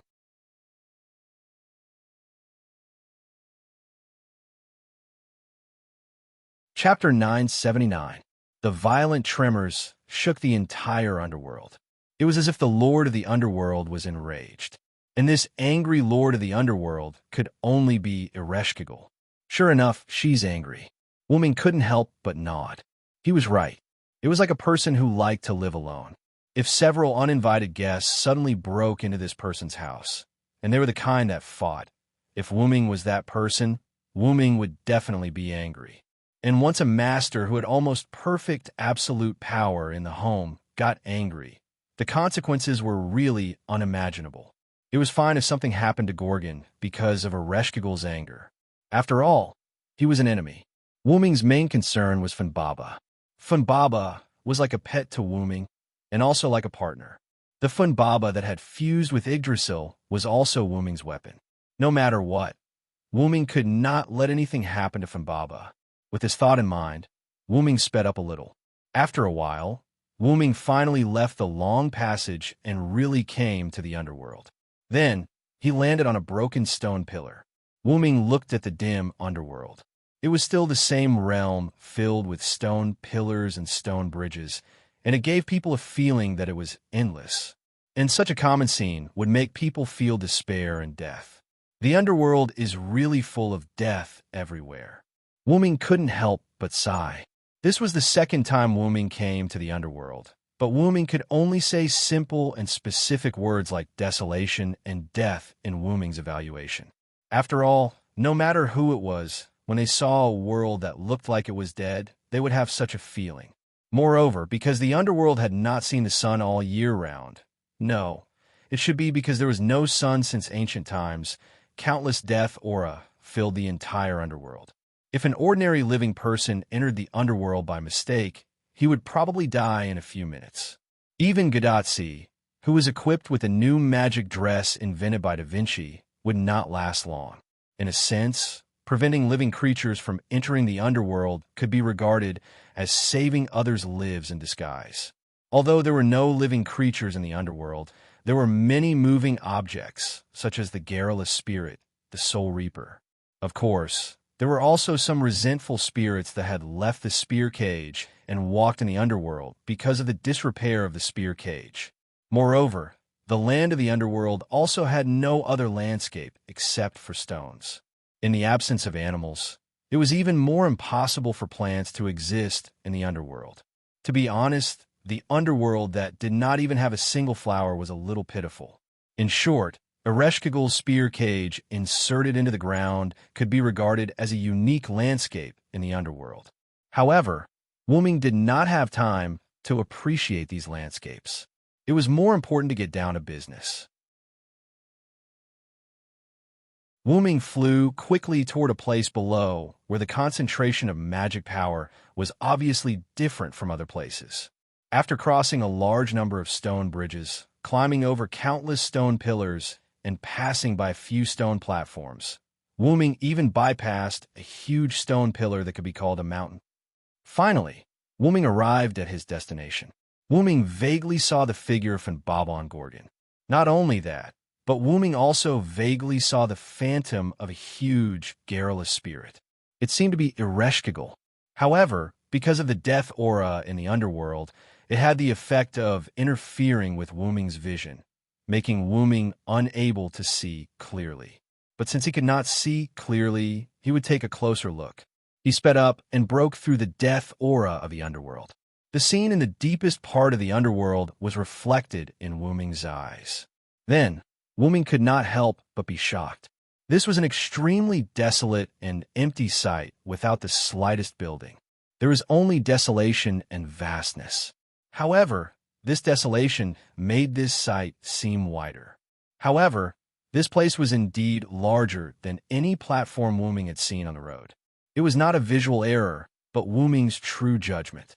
Whether it was Gorgon, Baba, or the huge garrulous spirit transformed by Ereshkigal, the three were not small, but when they were in this desolate open space at this moment, they did not seem crowded at all. On the contrary, they seemed quite small. However, Wu-Ming was not surprised by this, but the situation at the scene. Baba was lying on the side obediently, which made Wu-Ming breathe a sigh of relief. The huge, garrulous spirit transformed by Ereshkigal stabbed the light spear in her hand into the ground. Her body was still trembling slightly, and she seemed to be struggling. As for Gorgon, he was the one that surprised Wu-Ming the most. The black mud completely covered Gorgon's body. The black mud, which could be considered a liquid, was constantly flowing on Gorgon's body, giving people the feeling that it was a lump of black mud in the shape of Gorgon that could flow on its own. However, Wu-Ming was sure that this was Gorgon. Not to mention Gorgon's huge body. Baba entered the underworld with Gorgon. What's more, as the lord of the underworld, Ereshkigal was personally present. This lump of black mud was definitely Gorgon. However, how did Gorgon become like this? Wu-Ming was used to Gorgon's changes due to the black mud from time to time, but the change this time was really not trivial. Those who did not know would think that this was really a lump of black mud. Not only that, but Gorgon was also surrounded by huge stones, and the black mud on Gorgon's body seemed to be restricted, unable to flow out of the circle formed by these stones. At that moment, Wuming saw what was going on. Gorgon should have been restricted by Ereshkigal using the authority of the underworld, but judging from Ereshkigal's situation, she seemed to be struggling quite a bit. Perhaps the restriction on Gorgon would not last long, and Funbaba should know that it could not help much, so it lay on the side and rested. However, just as Wuming was thinking, Funbaba, who discovered Wuming, immediately got up and ran over. Woo woo woo. Funbaba directly rubbed its big green fur face against Wuming, and it also made a cheerful cry. This could be said to be the first time Funbaba and Wuming officially met after being separated for so long. Although it was in the underworld, Funbaba was still very happy. Now that Funbaba discovered Wuming, Ereshkigal naturally also discovered the existence of Wuming. Sien, Hyunryong. Ereshkigal's huge garrulous spirit couldn't help but cry out. If only listening to the voice, it was somewhat similar to Ishtar's voice, and more importantly, this voice was full of panic, which made people feel that it was quite cute. However, Wuming, who heard this voice, was directly stunned. What's with Ereshkigal's girlish voice?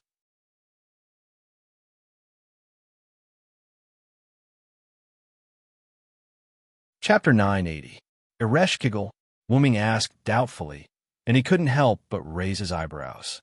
Any intellectual existence could see that Wuming was very confused at the moment. Funbaba was like this, and Ereshkigal was even more so. However, this was something that couldn't be helped. Wuming had only seen Ereshkigal once. It was when he met Ereshkigal in the underworld near Abyff Mountain. At that time, Ereshkigal's voice sounded full of majesty.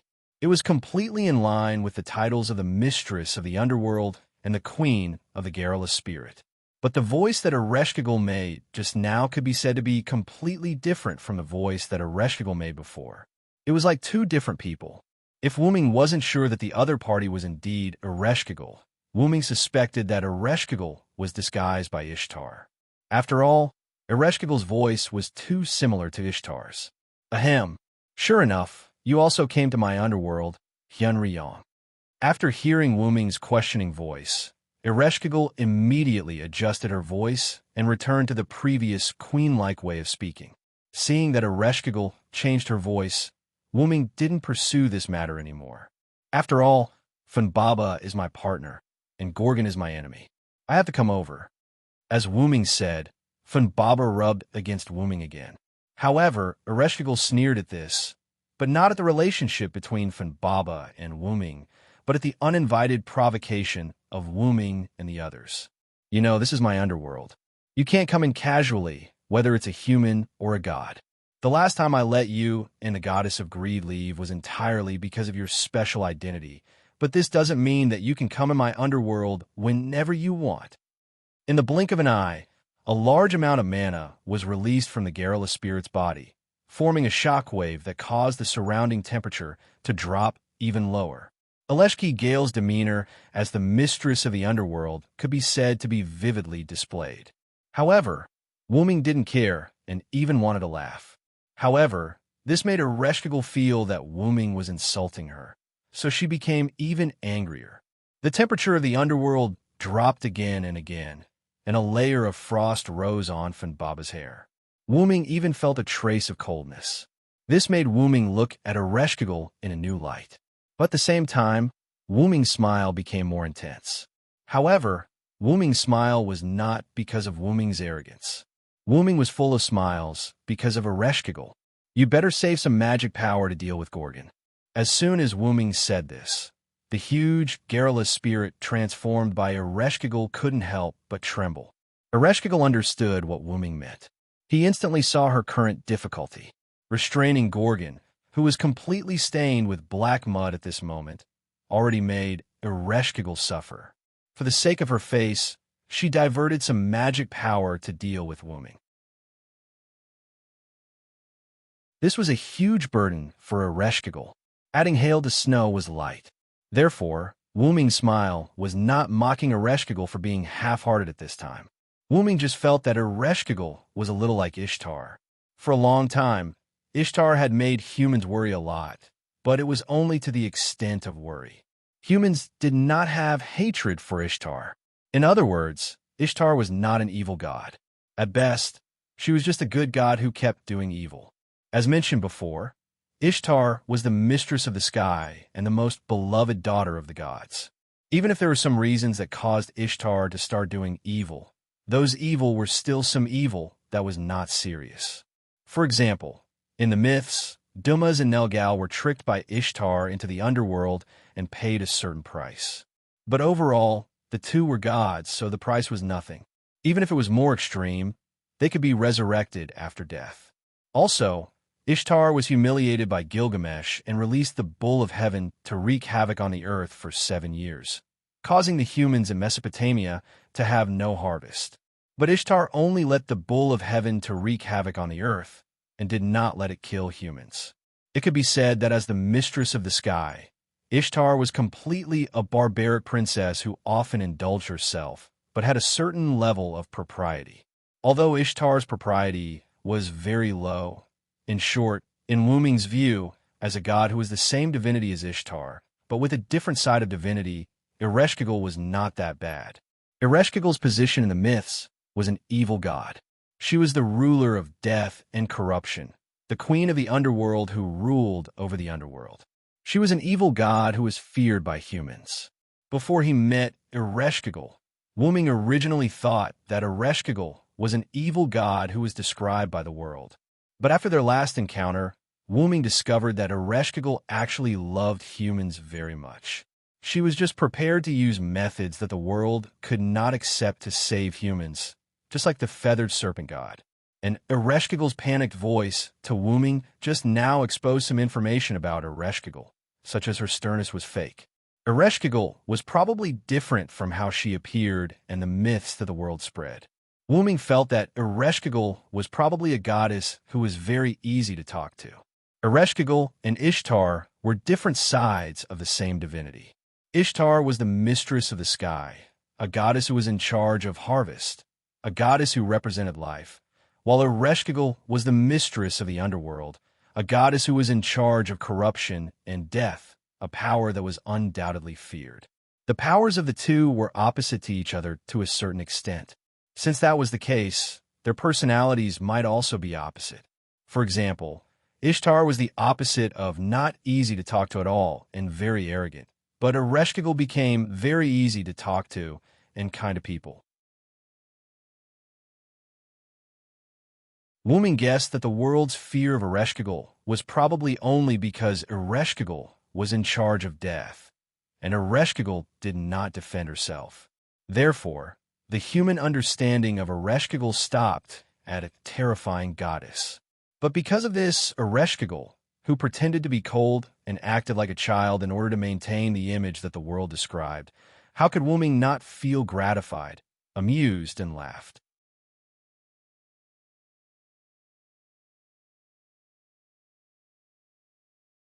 Chapter 981. However, just 2 meetings could not prove anything at all. After all, these were just Wu Ming's guesses. Although they were close to the correct answer, guesses were still guesses.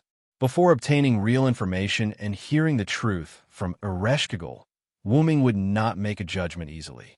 At that moment, Wu Ming no longer thought about this. Instead, he turned to pay attention to Gorgon.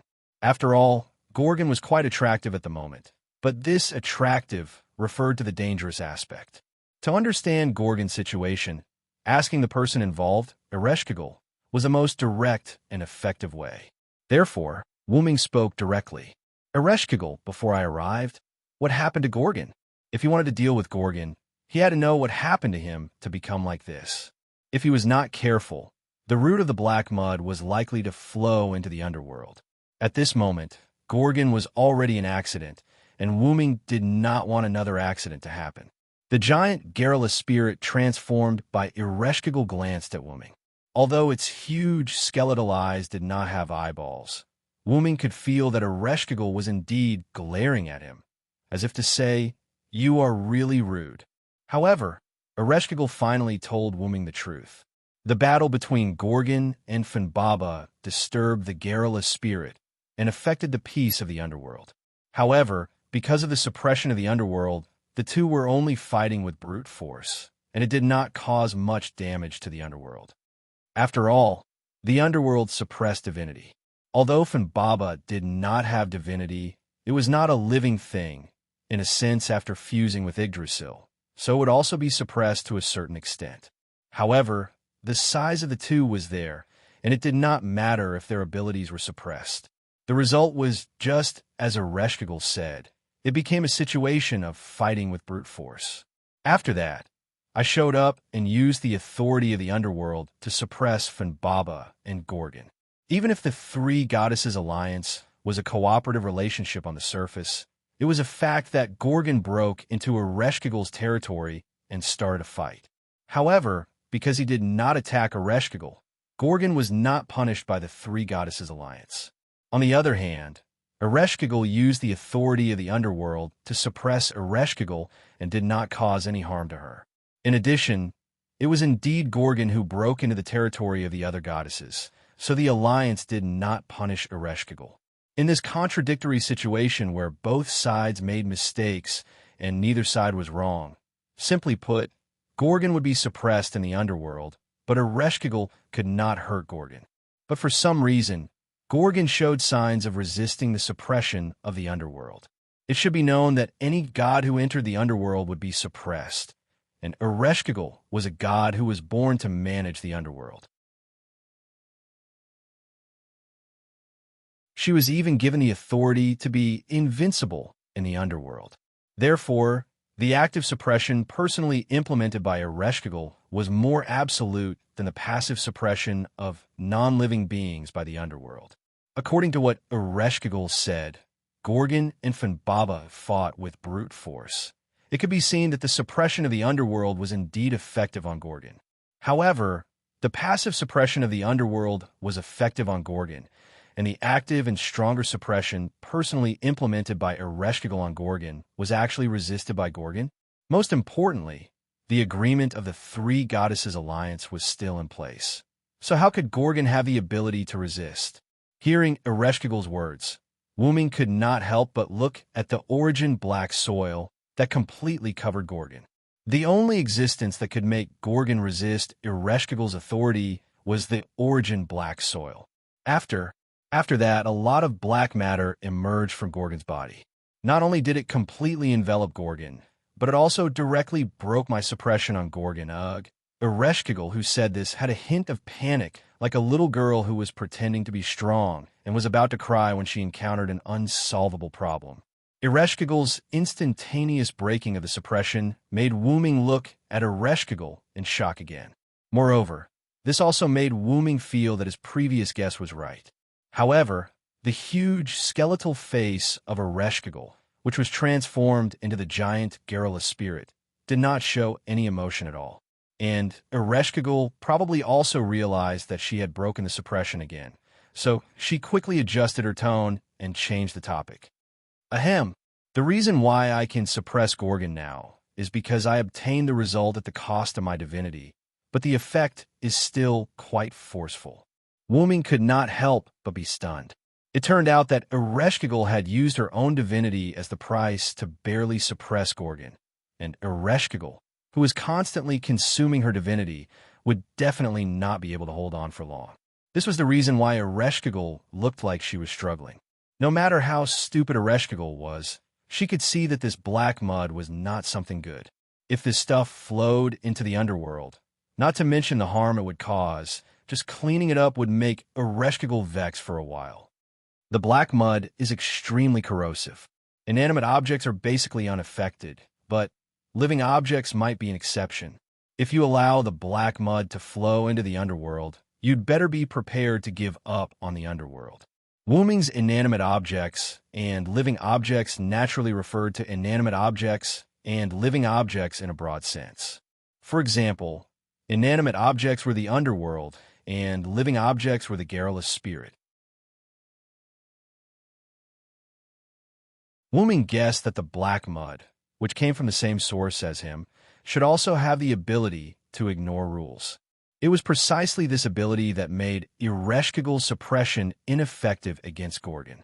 Even if it could not compare to Wuming's ability to ignore the rules of the underworld, it was still very likely that Gorgon, who was engulfed by the black mud, could ignore the rules of the underworld of a world. However, Wuming's words gave Ereshkigal a fright. Is this thing so terrifying? But come to think of it, this thing attached to Gorgon allowed Gorgon to easily break through Ereshkigal suppression. In the end, Ereshkigal had to pay the price of divinity to suppress Gorgon. Ereshkigal could naturally see that the black mud was different, but she did not expect Wuming to say such serious words. Therefore, Ereshkigal became a little dissatisfied. What do you mean by that? You're tuning in to the Warrior Lore YouTube channel. Don't forget to subscribe and join us on this journey to catch the most captivating stories.